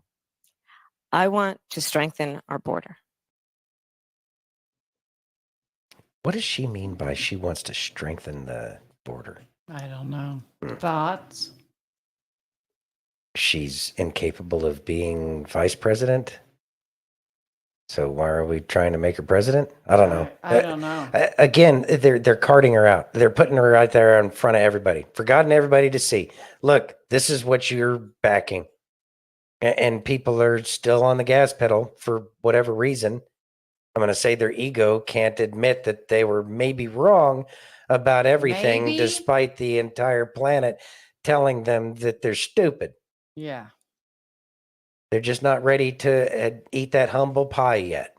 Mm-hmm. And so, well, they're going to make her as embarrassing as possible. Exactly. Are you ready? Yeah. Can you read that, please? Best campaign ad this season. Dear Kamala Harris. Dear Kamala Harris, let's get one thing crystal clear. The vast majority of American men have no issue with electing a female president. Our issue lies solely with you. You were second in charge of California for 13 years. As California's Attorney General, Harris promoted enforcement of a law that allowed prosecutors to seek jail time for parents of truant kids. As a prosecutor and law enforcement, I have a huge stick. So I decided I was going to start prosecuting parents for truancy. I thought that was crazy. I was like, how can you lock parents up? If you don't go to school, Kamala's going to put you and me in jail. Yes, we achieved intended effect. I opened the door and I see at least 7 or 8 cops like wanted to arrest me. As a matter of fact, they did. And frankly, you know the prosecutors in my office who volunteered to do this? My homicide prosecutors, my gang prosecutors. And they went over there and I said, when you go over there, look really mean. She had me arrested and prosecuted because my handicapped daughter was sick in the hospital and had missed some days of school. I learned that with the swipe of my pen, I could charge someone with the lowest level offense. That person could be arrested. They could lose time from work and their family maybe lose their job. They'd have to come out of their own pocket to help hire a lawyer. They'd lose standing in their community. I lost my job and couldn't pay rent, and we got evicted. Weeks later, I could dismiss the charges, but their life would forever be changed. I became homeless. We had to move into a motel. All because of the swipe of my pen. I don't agree what Kamala Harris did to my mom, and I don't agree with what she's done to other parents as well. You were second in charge of the United States for 4 years. If anything, would you have done something differently than President Biden during the past 4 years? There is not a thing that comes to mind in terms of, and I've been a part of most of the decisions that have had impact. Inflation is hitting the highest level in 39 years. A record high number of illegal crossings. Crime's been surging across the nation. Huge spikes in homicides. Could we be heading toward World War III? After 17 years of failed leadership, you are now asking us to trust you as first in charge of our country. I am concerned and focused on big issues. Elementary and middle school truancy is actually a big issue. If we're trying to save the state money, because of truancy, California public schools lose $1.4 billion a year in funding. I want money. My message to all Americans, do not trust Kamala Harris. As men and protectors of women and children, you are simply a risk we are not willing to take. Paid for by Maha Alliance and not authorized by any candidate or candidates committee. Thoughts, sir? The pure evil, the pleasure, the twisted pleasure that she takes, and having the ability to throw someone in jail for the minorest of offenses, and then you can just change your mind a week later and let them out. But the impact that you made on their lives, Kamala, oh, the power, it feels so good, doesn't it? Oh, yeah. And then you wonder why we don't like you. You wonder why we think that you're the fascists. I haven't heard Trump once take pleasure in the thought of putting all these people in jail who have been a traitor to our nation. He hasn't taken pride in any of that. No, he just wants justice. Something that an attorney general should be truly truly a part of the fabric of who they are. Because justice isn't about feeling that power trip of getting the ability to throw somebody in jail just because you want to. That's not America. That's not what it's supposed to be about. But that's who she is. And they've had an amazing campaign to get people like her in a position where she can ruin so many people's lives. And it's been this way for way too long. Yeah. And they've had so much power that they could even take out a president back in the 60s. I look forward to the sun setting on their day. Me too. Me too. How about some Kelly? Yeah, but I can use some Kelly right now. Oh, son, you better buckle up today. We're going for a ride. You remember in John 8 where we find the woman caught in adultery? This is where we see the Pharisees trying to trap Jesus. So they bring to him this woman who was caught in the act of adultery. And then they waste no time in reminding Jesus. Now, you know, Jesus, the law of Moses says, we stoning her to death. And to be completely honest with you, they're right. They are within their full legal right to stone this woman to death. She broke the law. Now, already you could tell what type of people we're dealing with here. Did they bring the man to be stoned too? Nope, jerks. It takes two to tango, boys. What I'm trying to get you to see here, this was a setup. This was straight up a malicious attack on Jesus to catch him in a vulnerable position. If he says, no, don't stone her and saves her life, now Jesus has just broken the law. And if he agrees with the law and lets them stone her to death, his entire ministry and message of love would just be thrown out the window. It would seem like this is a brilliant trap with no way out. Or is there? Now pay attention to what happens next. It then says that Jesus stooped down and began writing in the dirt with his finger. You'll need to remember that. And while he's writing, they keep pressing him for an answer. So Jesus stands up and says, whichever of you is without sin, you can throw the first stone. Oh, savage Jesus. And then he stoops back down and starts writing again. And it's at this point that the men start dropping their rocks one by one and walking away, oldest to youngest. Now, we've got Bible scholars, pastors, preachers, teachers. Everyone has a theory or idea of what Jesus was writing that made them walk away. Some people believe he wrote the name of each man and then their sins next to it. Brutal. Some people believe he was writing, where is the man? And yet there are others who believe he was writing the 10 Commandments. Now, I personally do agree with one of these theories, and I'll show you why using scripture. But really what I want you to do today is change your perception of what he was writing to why he was writing it. Oh, this will bring freedom to your life today if you let it. So, what do I think he was writing in the dirt? The 10 Commandments. But let me show you why I think that. Do you remember in Exodus 31 when Moses was getting the 10 Commandments? Verse 18 says, when the Lord finished speaking with Moses on Mount Sinai, he gave him the 2 stone tablets inscribed with the terms of the covenant written by the finger of God. Oh, son, did you catch that? Remember when it said Jesus wrote in the dirt with his finger? And how were the 10 Commandments written? With the finger of God? Oh, come on. Okay. Now I know what you're thinking. Kelly, this is God writing the tablets, not Jesus. Okay. I hear what you're saying, but we need to remember our God is a 3-part being. The Father, the Son, and the Holy Spirit. All different and unique, yet all the same. Is it really a stretch to say Jesus was the part of God talking with Moses on the mountain? Thus, Jesus being the one who wrote the tablets? Maybe, but maybe not. Again, remember, I said it's about the why, not the what. Whether you want to believe it was God the Father or God the Son who wrote the 10 Commandments, it won't change the end result. So here's the mind shift I want to show you. Why was Jesus writing the 10 Commandments in the dirt?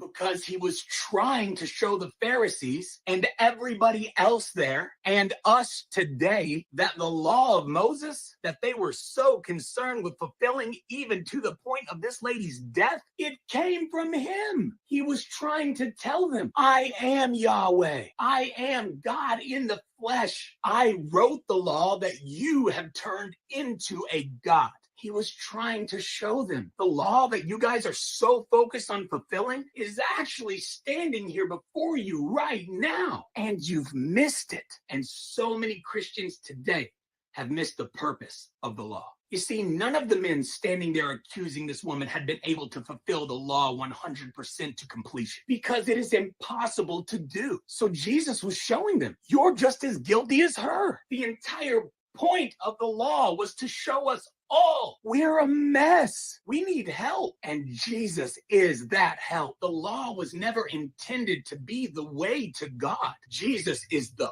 only way. No matter how good you are at following the rules, you'll never be good enough. It's not about getting all the rules down and never messing up. It's about coming to Jesus when you do mess up, because you will, time and time again. Whether you're saved or not, you're still going to sin. This is why Jesus said, whoever has no sin among you, cast the first stone. Oh, and this is so good, because there was one man there who could have thrown as many stones as he wanted to. Jesus. Jesus had full right to stone this woman. He had never sinned. He had done what you and I could never do. He followed the law to completion. But what does Jesus do? He looks at her and he says, where are your accusers? Didn't even one of them condemn you? To which she replies, no, Lord, not even one. And then right here, you see Jesus speak some of the most incredible words in the history of all the world. Neither do I. Wow. Are you kidding me? Jesus, who was well within his right to punish this woman for her mistake, to make her feel awful, condemned, full of shame for what she's done, even kill her. But instead, he says, I don't condemn you either. You see, John 3:17 says, God did not send his son to the world to condemn the world, but that the world through him might be saved. You see, for those people who love to look at your life and tell you how much you've missed it and constantly reminding you that you're a sinner by using Jesus didn't abolish the law, they've missed it. Of course, Jesus didn't come to abolish the law. The law is vital. It shows us that we need Jesus. But the best part of all that they seem to leave out when condemning you and me is that Jesus, who could condemn us, chooses not to. And if Jesus didn't come to this earth to condemn us, what makes you think it's your job? And then I love the last thing that Jesus says to this woman, go and sin no more. Now, at first glance, it can seem like Jesus just gave her an impossible task, but not if you have the understanding that Jesus chooses not to condemn you when you do sin. You see, what Jesus is telling us is that our goal in life should be to go and sin no more. We should be doing everything we can to avoid sin at all costs. However, when you do make a mistake, because you will, don't let it ruin your day or your week or even your life, as so many of us are in the habit of doing. Instead, remember, Jesus didn't come to condemn you for your mistakes. He loves you. He truly cares about you. He doesn't want you living in guilt or shame for your mistakes because he's already paid for them. You see, my friends, the greatest truth in all the world is this. Jesus didn't come to condemn you for your sins. He came to make a way for you to reach the Father in spite of them. And think about that for a minute. Thoughts, sir? Kelly K's amazing. I know. He's always such an amazing teacher. And I think pretty much everybody here already has seen him, but he's on TikTok, YouTube, and Facebook under Kelly K Ministries. And yeah, he's always preaching some great word. And I think he has a live every day. Yes, he does on TikTok. On TikTok, yeah. So anyway, in terms of forgiveness, we were kind of talking about this earlier. Here's the thing: is we've all sinned, and if we take Yeshua's word that let him without sin cast the first stone, we all recognize that we can't cast the stone if we're using that as the I guess, barrier to entry for stoning somebody, correct? The barrier to entry. Yeah, barrier to entry. I Okay. don't know. I can't think of the words right now. My word salad sucks. I don't know. I have to talk to Kamala for some pointers. Anyway, so that's only one part of it. And the other part of it is that remember, forgiveness isn't for those people. We're not forgiving other people for their sake. We're forgiving other people because they pissed us off. They made us angry because they did things that they should know better than what they did. That you know better, right? So when we're mad at somebody, especially like Kamala Harris, Joe Biden, Barack Obama, Barry or Big Mike, Insert name here. Yeah, insert name here. We have, even if they heard what we said, would they even care? Probably not. So we forgive them, not because they clearly need it, but not so that way they can feel better about themselves, but so that way we can move on with our life until it's time for whatever is coming. And we probably won't be the ones, like pushing the button or pulling the lever, whatever the case is, on the day that the justice is executed for whatever crimes of treason they may have committed, if they have. I agree. So you're watching a movie, to an extent, a movie that has bearing on each and every one of our lives. But at the same time, it's like getting mad at your football team for not winning the game. Yeah, you can get mad, but doesn't help anything. Yeah. So work on yourselves. And I think that that's really the point out of all of it, is don't worry about everybody else and their sins. Yep. You worry about yours and your sins and trying to walk the path the best way you know how. Because when you get to heaven, God isn't going to ask you. What did you do about Kamala Harris? He's not going to ask you about someone else's sin. He's going to ask you about yours. And by the way, Bill's campaign that he's putting out there for everybody. I know. Pot plants for Trump. I know. I agree. I support that one. Are you ready? Yeah. So this is the second one that happened yesterday. Watch this. If you can't beat them, burn them. There's no sound. I know. Oh, there's no sound. Okay. Yeah. It's ballots on fire.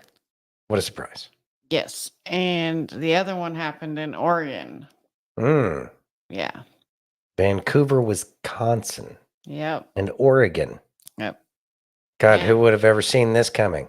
Panic has definitely set in. They're going around and setting ballot boxes on fire. And this will, and okay, so this is kind of why I'm getting at, they're going to blame the Republicans. The Republicans do this because they're trying to deny votes in Wisconsin or Oregon, which we know was going to be blue. We know who's really doing this crap in the background, right? All right, let's not kid ourselves here. We know who's doing this, but we also know that they're going to be the ones who are blaming us for the ballot boxes getting set on fire. For the in those two states, there was just an article about hundreds of ballots fell out of the back of a truck in Florida. And so we're going to see all of these things that really point to election shenanigans that they've been doing for the past who knows how many decades. But they're going to be the ones to say, oh, look, Trumpers are cheating, blah, blah, blah. It's just not going to work out the way they think it is. Yep. It's ridiculous. Are you ready? Mm-hmm. Can you read that, please? Corporate media deceives for the Democrats. Share this with those who still trust them. You ready? Mm-hmm. By now, most Americans are aware that big media is corrupt and dishonest.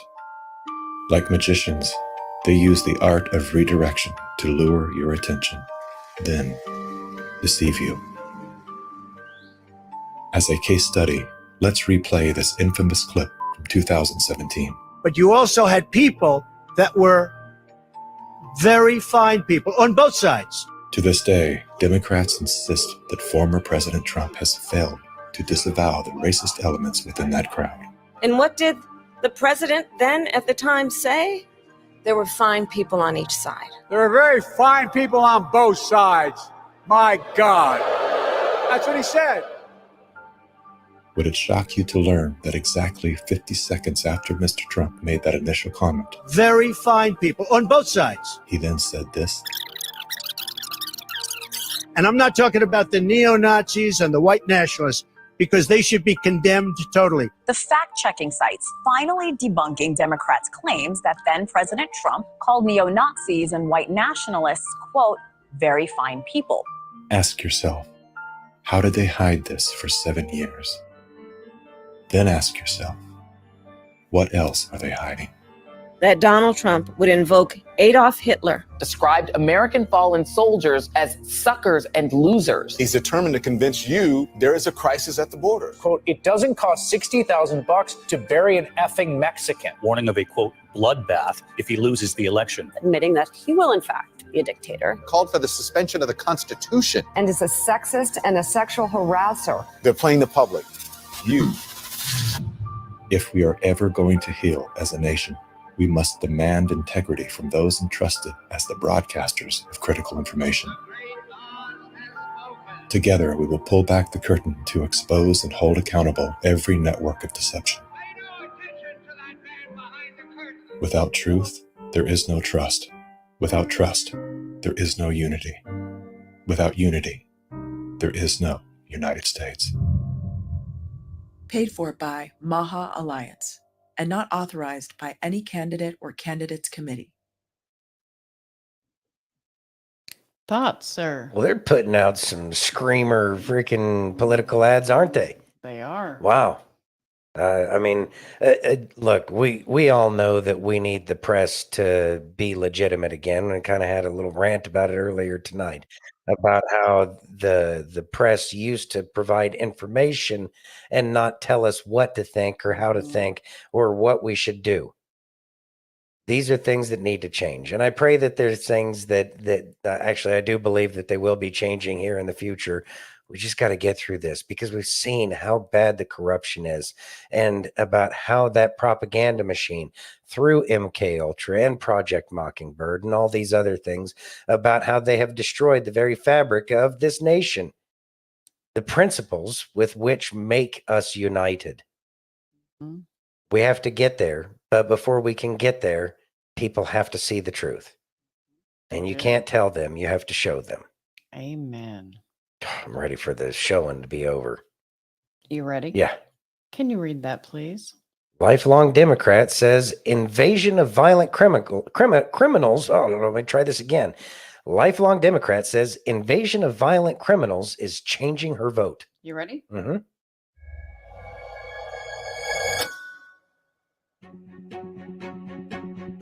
I'm a lifelong Democrat. And I got nothing but pushback and called a liar. And I'm going to vote Republican down ballot. And I'm going to do it every year until someone does something about this problem. Hello, my name is Cindy Romero. I'm from Aurora, Colorado. I used to reside at 1218 Dallas Street, apartment 304. I was pushed out of my apartment by gang activity. People carrying guns in the hallway and patrolling the grounds with guns. In this situation, I've been really battled back and forth with the more information I release, the more I'm kicked, the more I'm called a liar, the more I'm said that it's part of my imagination. I have over a year's worth of video. So I have my receipts. I haven't been treated very well by the other people that I reached out to for help. I've been a lifelong Democrat. I reached out to who I thought would help me because I'm a lifelong Democrat. And I got nothing but pushback and called a liar. You're probably braver than I am. Cindy, come up for a minute, please. Come on up. We've got to get Trump back in office. It was really, really unreal. I've been invited to meet with Mr. Trump, which meant so much to me because nobody would believe me. And so far, they are the only ones who have come out and said, yes, this is going on, and we support you. It meant a lot to me. It's life-changing, how it makes you feel. Thank you guys so much for all of your support, for believing me. This invasion of these people, and I'm not saying migrants, because there are plenty of migrants that are here legally trying to do the right thing. This invasion of bad people, criminals with guns, it can't be allowed to continue. And I'm going to vote Republican down ballot. And I'm going to do it every year until someone does something about this problem. I don't want my kids to be the next victims of this.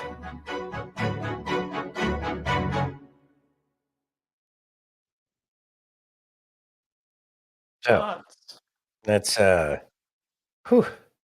It is a terrifying situation to think about. And I would assume that would certainly wake some people up. I don't have a great hope that Colorado is going to turn red this election, but I do have a feeling that a lot of the corruption that has made Colorado the fake blue shade that it is going to be cleared out, and then we can get a real idea of what real Colorado is.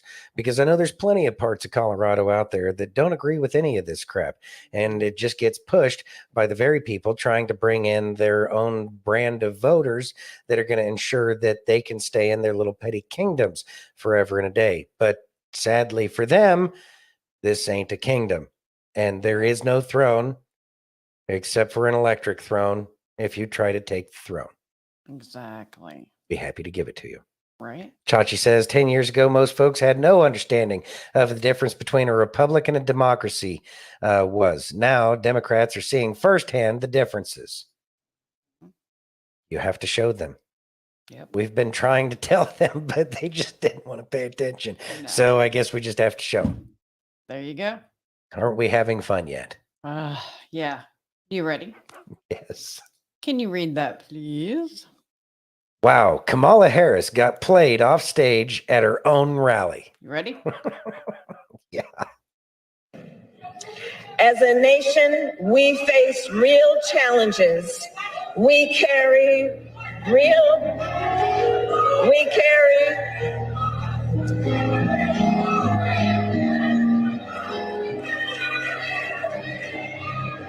That's why we fight for our democracy. That's why we fight for our democracy. Every voice is important. Every voice is important. Every voice is important.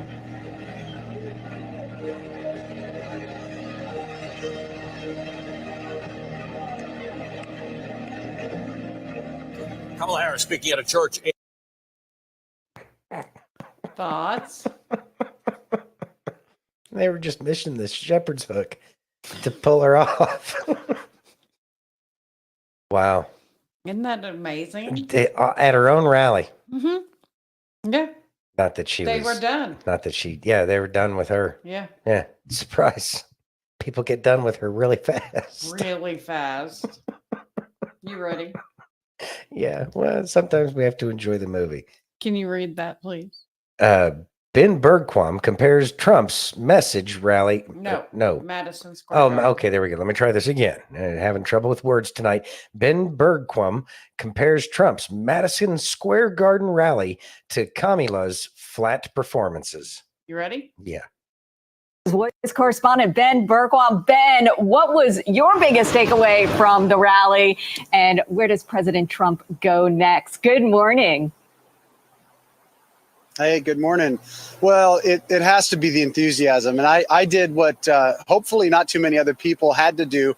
I actually went back and forth from President Trump in Madison Square Garden to Kamala Harris in Pennsylvania. And I mean, it was sad. It was sad. It was like a prize fighter versus, an amateur. It was, Kamala's trying to gin up enthusiasm. It reminds me of, I was at the DNC this last summer in Chicago, and they were, they're out there all talking about joy, but there's no joy in their hearts. And you can see that. I mean, the joy of the Lord shines through people, or it doesn't. And it doesn't shine through Kamala or the supporters of killing babies and all of the transgender LGBT, sexual depravity and everything else that the Democrats stand for. And you compare that to President Trump, Madison Square Garden, Hulk Hogan. It was just, the lineup. It was really incredible. And then you compare that to all the people that Kamala Harris is bringing out, Bruce Springsteen and Eminem, and it's just where they should have major momentum. It's falling flat. But I want to encourage people: do not slow down, don't rest, don't think that it's over. We've got a week left, and I think. Terrence, I think you're a little optimistic, Terrence, saying November 6th, we're going to have an answer. If we know anything about this and we know anything about the Democrats' playbook, this is going to stretch out. Even I assume President Trump, all things considered, President Trump's going to win in a landslide outside of something crazy happening over the next 8 days. But it's, you just have to assume the enemy, it's the same enemy. So we know they're evil. We know they're going to play some tricks. We know there's going to be fraud. It's just a matter of God's people standing up and shining that light and going through the finish line and not stopping until January 20th when President Trump's back in that seat. Thoughts? Obviously, we don't have anything that resembles news, but at the same time, it's nice to hear our side for a change. And that's the biggest change that I'd say that we've had through all of this is the fact that the radio, AM radio was where conservatives went to get any kind of information, but it was still very curated kind of information. And now that the people have finally figured out how to use the internet against these clowns, real information is coming out. So real conservative voices are coming out, appearing as news, or at least as much of news as what the left has been doing. I do look forward to, God being a part of the conversation. I think that's great. But I also look forward to just getting actual news, which is information. So that way we can, make and come to our own conclusions. There you go. But it's nice to see it. It's nice to see it because for so long, the conservative voice, the voice of people who understand that this is a republic and not a democracy, have had really nowhere to go. Yeah. You ready? Okay. Yeah. Can you read that, please? CNN's fake Jake Tapper proves he's just a Democrat Party propagandist in interview with J.D. Vance. Ready? Mm-hmm. Senator Vance, good to see you. Thank you so much. Thank you. So let me ask you, obviously, Trump's former chief of staff, General John Kelly, was alarmed, he says, by what he heard when Trump said he wanted to use the National Guard or the Pentagon to go after the enemy within. Americans with whom he disagrees, including the Pelosi's, Adam Schiff. And then he gave an interview. He said that Trump, quote, certainly falls into the general definition of fascist, that he is, quote, certainly an authoritarian, admires people who are dictators. You've called him a disgruntled former employee. But why shouldn't Americans out there listen to somebody who worked closely with Trump, worked with him longer than you've worked with him, retired 4-star Marine general, served his country honorably, who is conservative, who says he agrees with Trump on most policies, but is worried about this aspect of Trump? So let me say two things in response. So first of all, a lot of what John Kelly, pretty much all of what John Kelly accuses Donald Trump of saying, there were other people in the room, Mike Pence's former chief of staff, for example, who've explicitly said Donald Trump never said those things, right? So one, on Mike Pence, the guy who's not going to support Trump because Mike Pence's former chief of staff said that Donald Trump didn't say those things, right? So that's number one. Number two, I actually think there's an interesting conversation here to have, Jake, which is why does John Kelly not support Donald Trump? It's about policy. It's not about personality. He says he agrees with Trump on most policy. No, he agrees with Trump on most policy. He disagrees with Trump on how Trump views his role and his and the fascism and the authoritarianism. I don't buy that, Jake. I don't buy that, because if you actually look at John Kelly, at folks like Liz Cheney, the fundamental disagreement they have with Donald Trump is, even though they say that they're conservative in the sense that they want America to get involved in a ton of ridiculous military conflicts. They want America to police the world, and Donald Trump wasn't. John Kelly lost a son in Afghanistan. Why are you saying that he, I've never heard John Kelly say whether he supports of Iran or Afghanistan. And I honor his son's sacrifice, and I honor his family's sacrifice. That doesn't mean he's not wrong about policy. What specifically are you talking about? What has he said? Is your argument that a person who lost a son in Afghanistan can't be wrong about public policy? I'm asking then you. Why bring that up? Let's talk about public policy. Because you were I've asking, never criticized his service or I his brought it son's up because you're service. acting as if he is pro-war, and I've never heard him say whether or not he supported the war in Afghanistan or the war in Iraq. He was a general carrying out orders. Because I know John Kelly's worldview, and I know the people who have attacked Donald Trump the most vociferously on foreign policy. They'll say, well, he's a dictator, when what they really mean is they won't listen. Donald Trump wouldn't listen to the leadership of the military when they wanted him to start ridiculous conflicts. That is a consistent theme. And I think that there's a big, big thing going on in American politics. It's a very interesting theme in American foreign policy, where a lot of former members of the Pentagon bureaucracy, a lot of old neoconservatives, they have a fundamental difference with Donald Trump on the question of peace and war. I believe Donald Trump is the candidate of peace. I think the record supports that. The reason these guys go after him so vociferously, I don't think that it's about his personality, Jake. I think that it's about they don't like that Donald Trump said no when a lot of them wanted to start a ridiculous war. Well, you're ascribing worldviews, I think, based on gut. I can't really tell where you're coming from on it. There's no evidence. Based on people that I've talked to in the Trump administration, Sure, John about Bolton, what John Kelly wanted to do, John Bolton, Liz Cheney, these people have a consistent. John Kelly was at the Department of Homeland Security, and then he was chief of staff. He was not weighing in. I don't even know what you're talking about. But let me ask you something about John Kelly specifically. They always you play said the other dumb. day, quote, I guarantee John Kelly talked to somebody on Kamala Harris's campaign beforehand, before he did this interview. Now, I've spoken with people in John Kelly's circle, and I've spoken with people in the Kamala Harris campaign. They say there's been no communication the entire time. So where did that come from? Oh, I'm highly skeptical of that, Jake. You know the way that these attacks work. You know the way that these people are often vetted by a campaign. So you made it up. Before something goes out there. No, I said that the American media and the American Democratic Party apparatus works a certain way. If it comes out that John Kelly never even spoke with a person in the Kamala Harris orbit, then I'm happy. You're telling me that based on secondhand conversations with John Kelly. And it's interesting. We've now spent, Jake, 3 minutes talking about John Kelly. If it is true that he never spoke with anyone in Kamala Harris's orbit, I'm happy to apologize to John Kelly for misstating how he delivered this news to the Atlantic magazine. But let's talk about who did he deliver this news to? To Jeffrey Goldberg, a guy who lied the United States into the Iraq war, which led to the deaths of millions of innocent Arabs and thousands of innocent Americans. You don't go to that guy if you don't have a particular ideological motive. I think that's what's going on. If I'm wrong, I'm happy to say that I'm wrong. I think it's interesting that you think that a magazine writer lied the American people into war. Well, he encouraged it. He wrote stories that were dishonest. He wrote a story about the gassing of the Kurds in I forget if it was the Atlantic or the New Yorker, but I'm actually referring to John Kelly talking to the New York Times. He wrote stories, by the way, where he took what intelligence officials in the American Pentagon bureaucracy said and wrote it as the gospel truth. And this highlights the entire point that I'm making about Trump's foreign policy, is this is a guy who wants to use American troops sparingly. He wants peace through strength. It's why his foreign policy was so successful during his first term. It's all the same people who were wrong about Iraq. They were wrong about the quagmire in Afghanistan. They were wrong about Syria. They were wrong about everything. And now they're coming after Donald Trump because he actually has a realistic and cautious foreign policy. I'm talking about people who worked for Donald Trump in his first administration. That's what I'm talking about.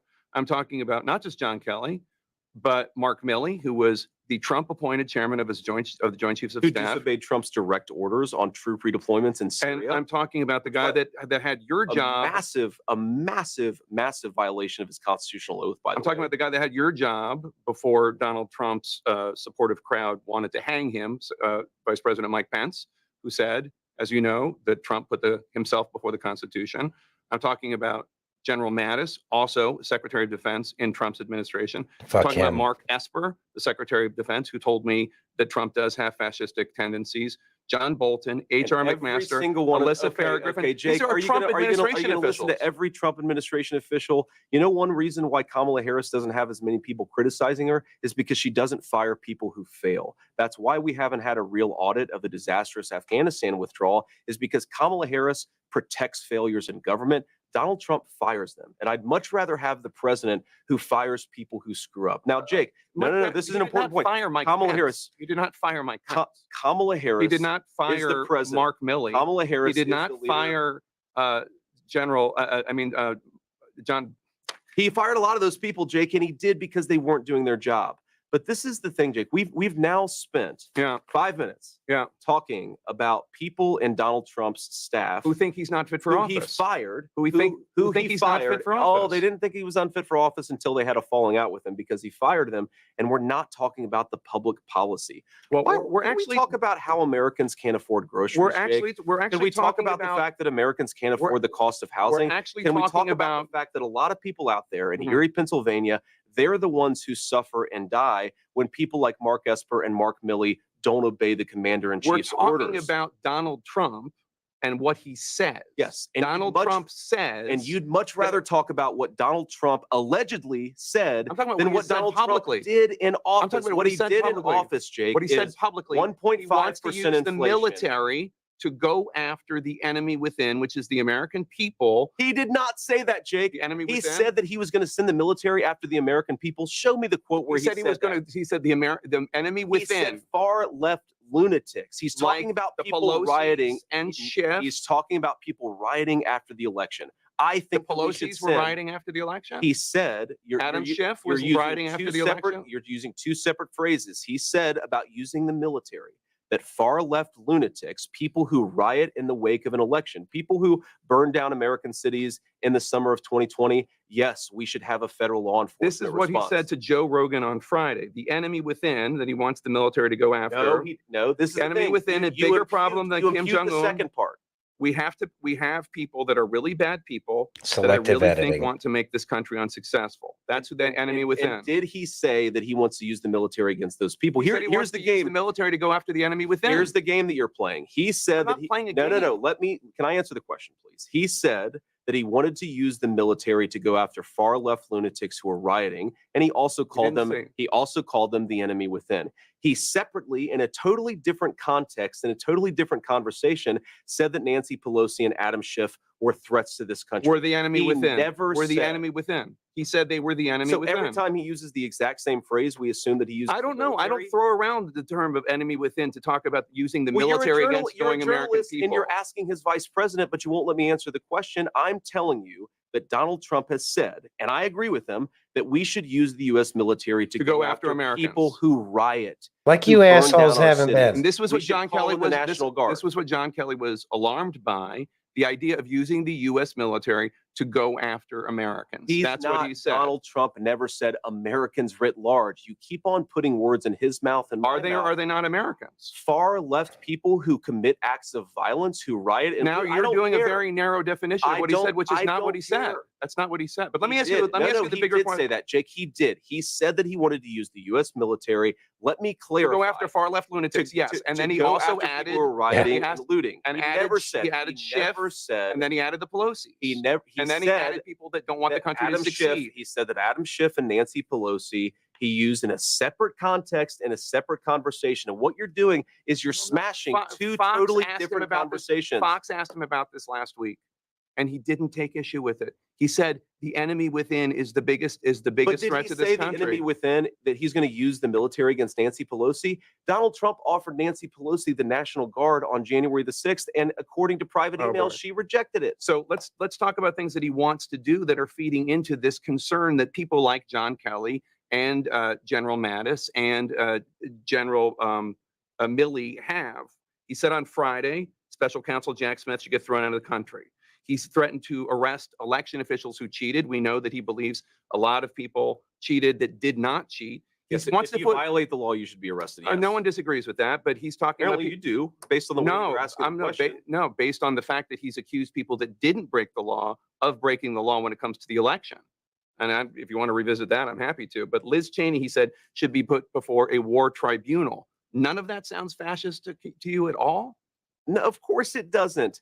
Of Putting course Liz it Cheney doesn't. before a military tribunal? First of all, I don't buy into the premise of what you're saying, Jake, because I just on things that I know that he said, on things that I know that he said, you're imputing things, you're taking words out of context, you're taking two separate conversations and pretending that they were made at the exact same time. So I'm rejecting the premise of your question. I frankly don't believe what you're saying about Donald Trump's words. If you'd like to put up a clip and actually put him in context, I think the American people would realize that Donald Trump is a hell of a lot more reasonable than the people like Liz Cheney who would like to lie us into war.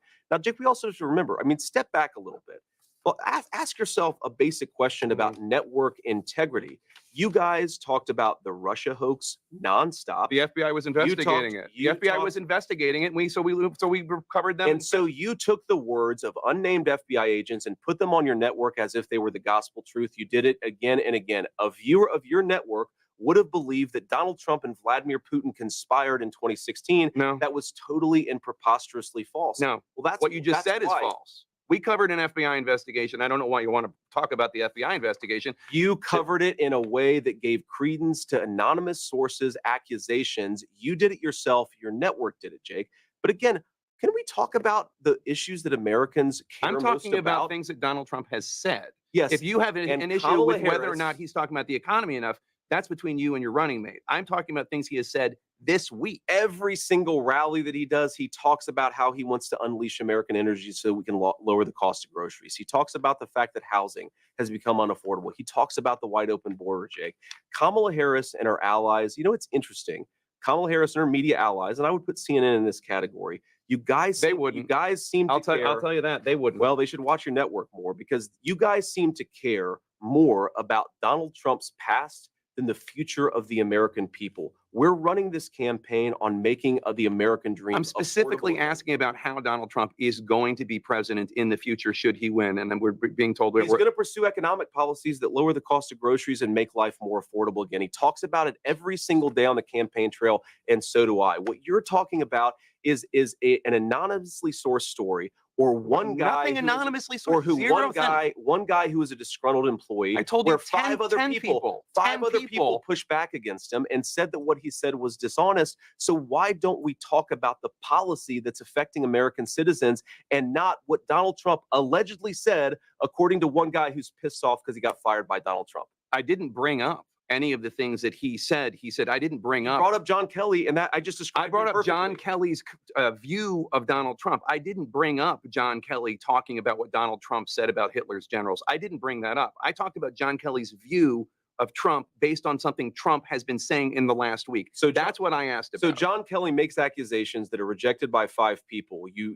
Again, you're talking about something I didn't bring up. I think that maybe implicates his overall judgment. And I think the fact that he has a worldview that's so oppositional to peace and prosperity suggests that he's not an honest arbiter here. This is not a guy, John Kelly, going to brag to Jeffrey Goldberg, who is interested in the American truth or is interested in telling an honest account of Donald Trump. He's a guy with an axe to grind because Donald Trump fired him and disagreed with him on policy. So all those 10 people, including the former vice president, Mike Pence, all of these people have this horribly damaged worldview, and they're all just going after Donald Trump because they want to send people into war. That's really your argument?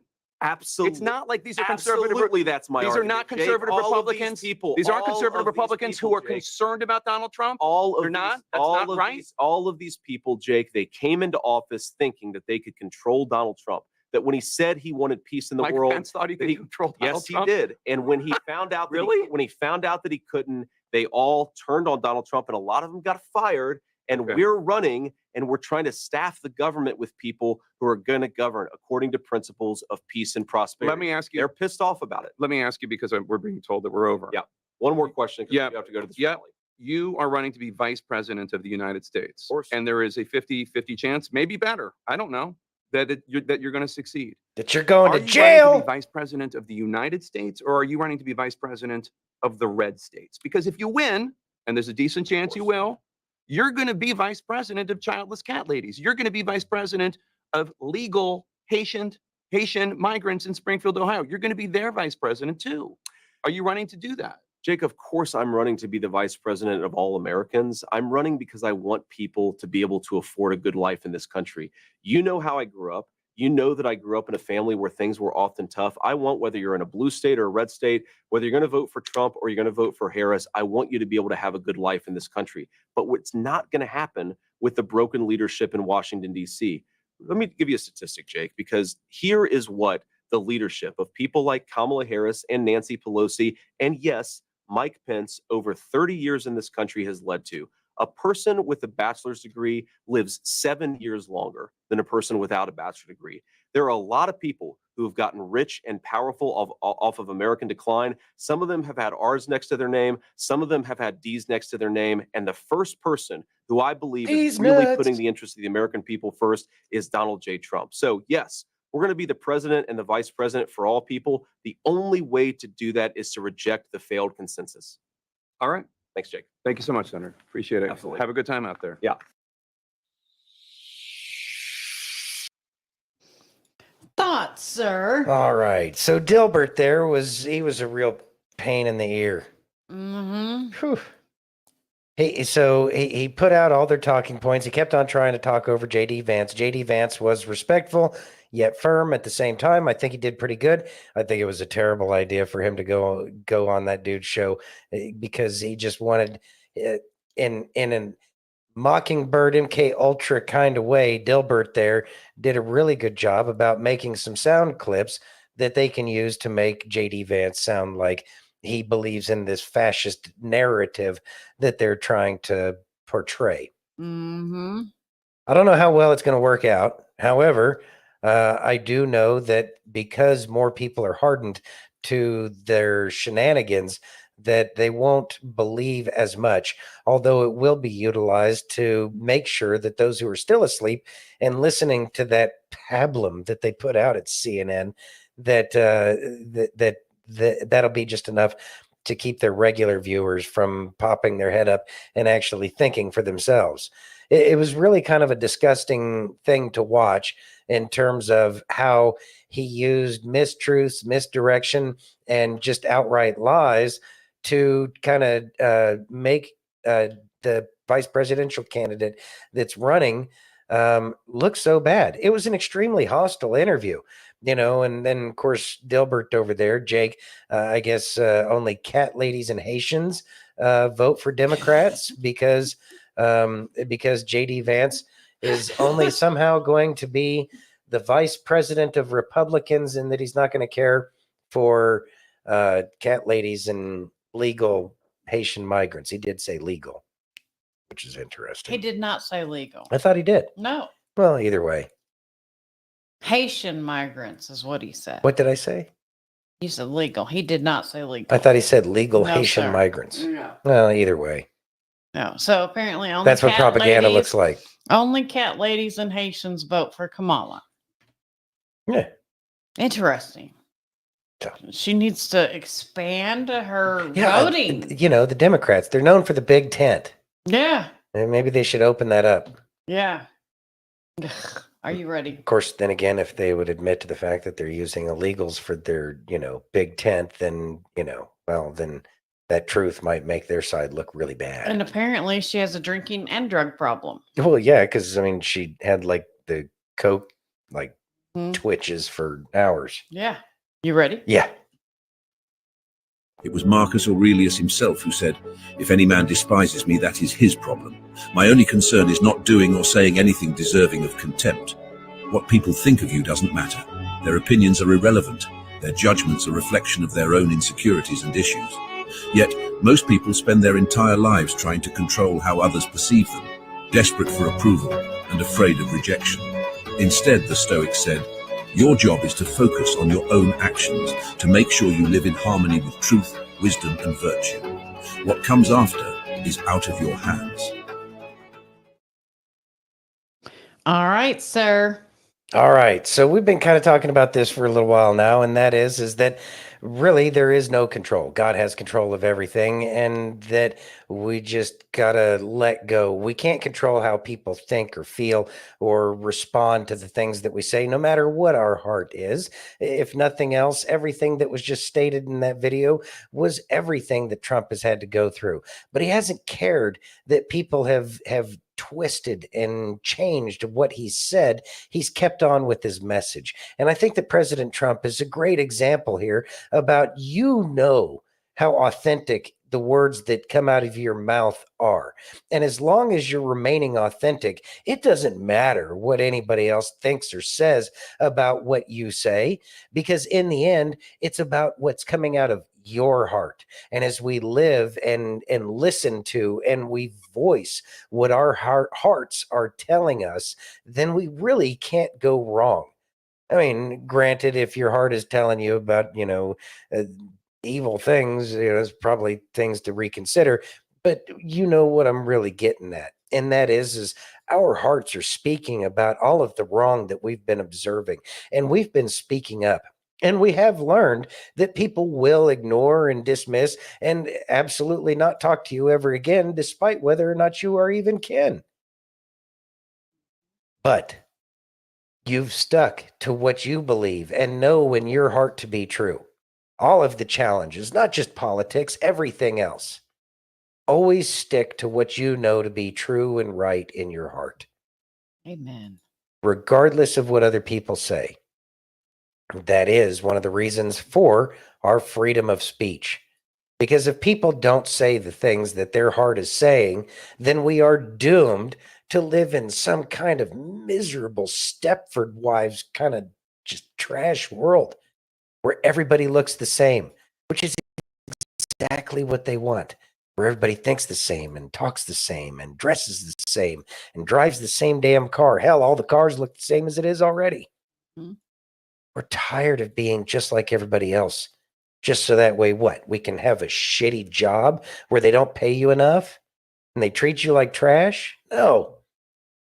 We need to be able to speak. So that way, if we speak the truth, we can actually start to live again.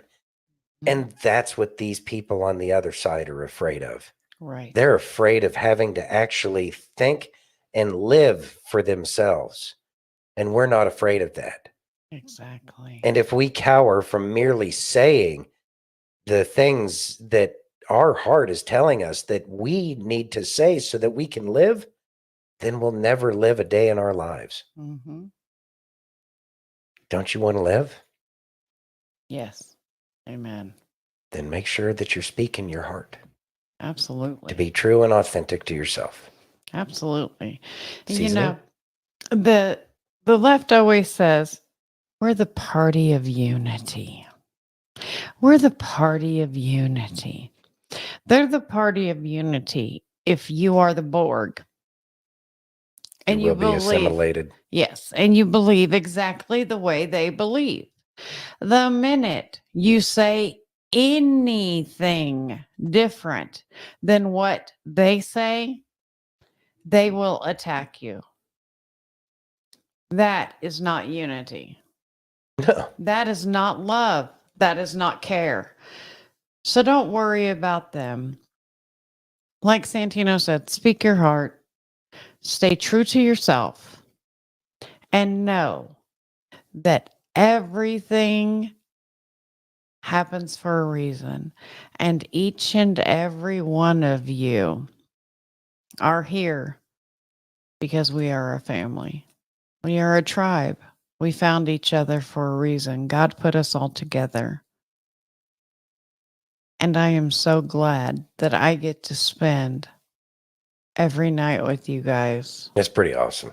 That's amazing to me. Y'all are a fun lot. You are. You guys always make me smile. I can have a bad day and come into the show, and it's always better afterwards. Thank you. I love each and every one of you. You guys are absolutely amazing. Y'all are amazing. And we look forward to seeing y'all tomorrow night at the same dat time and same dat channel, be it Facebook, YouTube, Twitch, X, Rumble, or pill.net. And if you haven't already, please take a minute and give us that virtual hug. If you're over on Rumble or YouTube, hit that thumbs up. If you're over on pill.net, take that red pill. If you're over on X, smash that heart. And if you're on Facebook, you have like 7 choices to choose from. Click the buttons or you will eat the bugs. Yes. All right, everybody. We love you all. Have a great night. Be safe, and God bless all of you.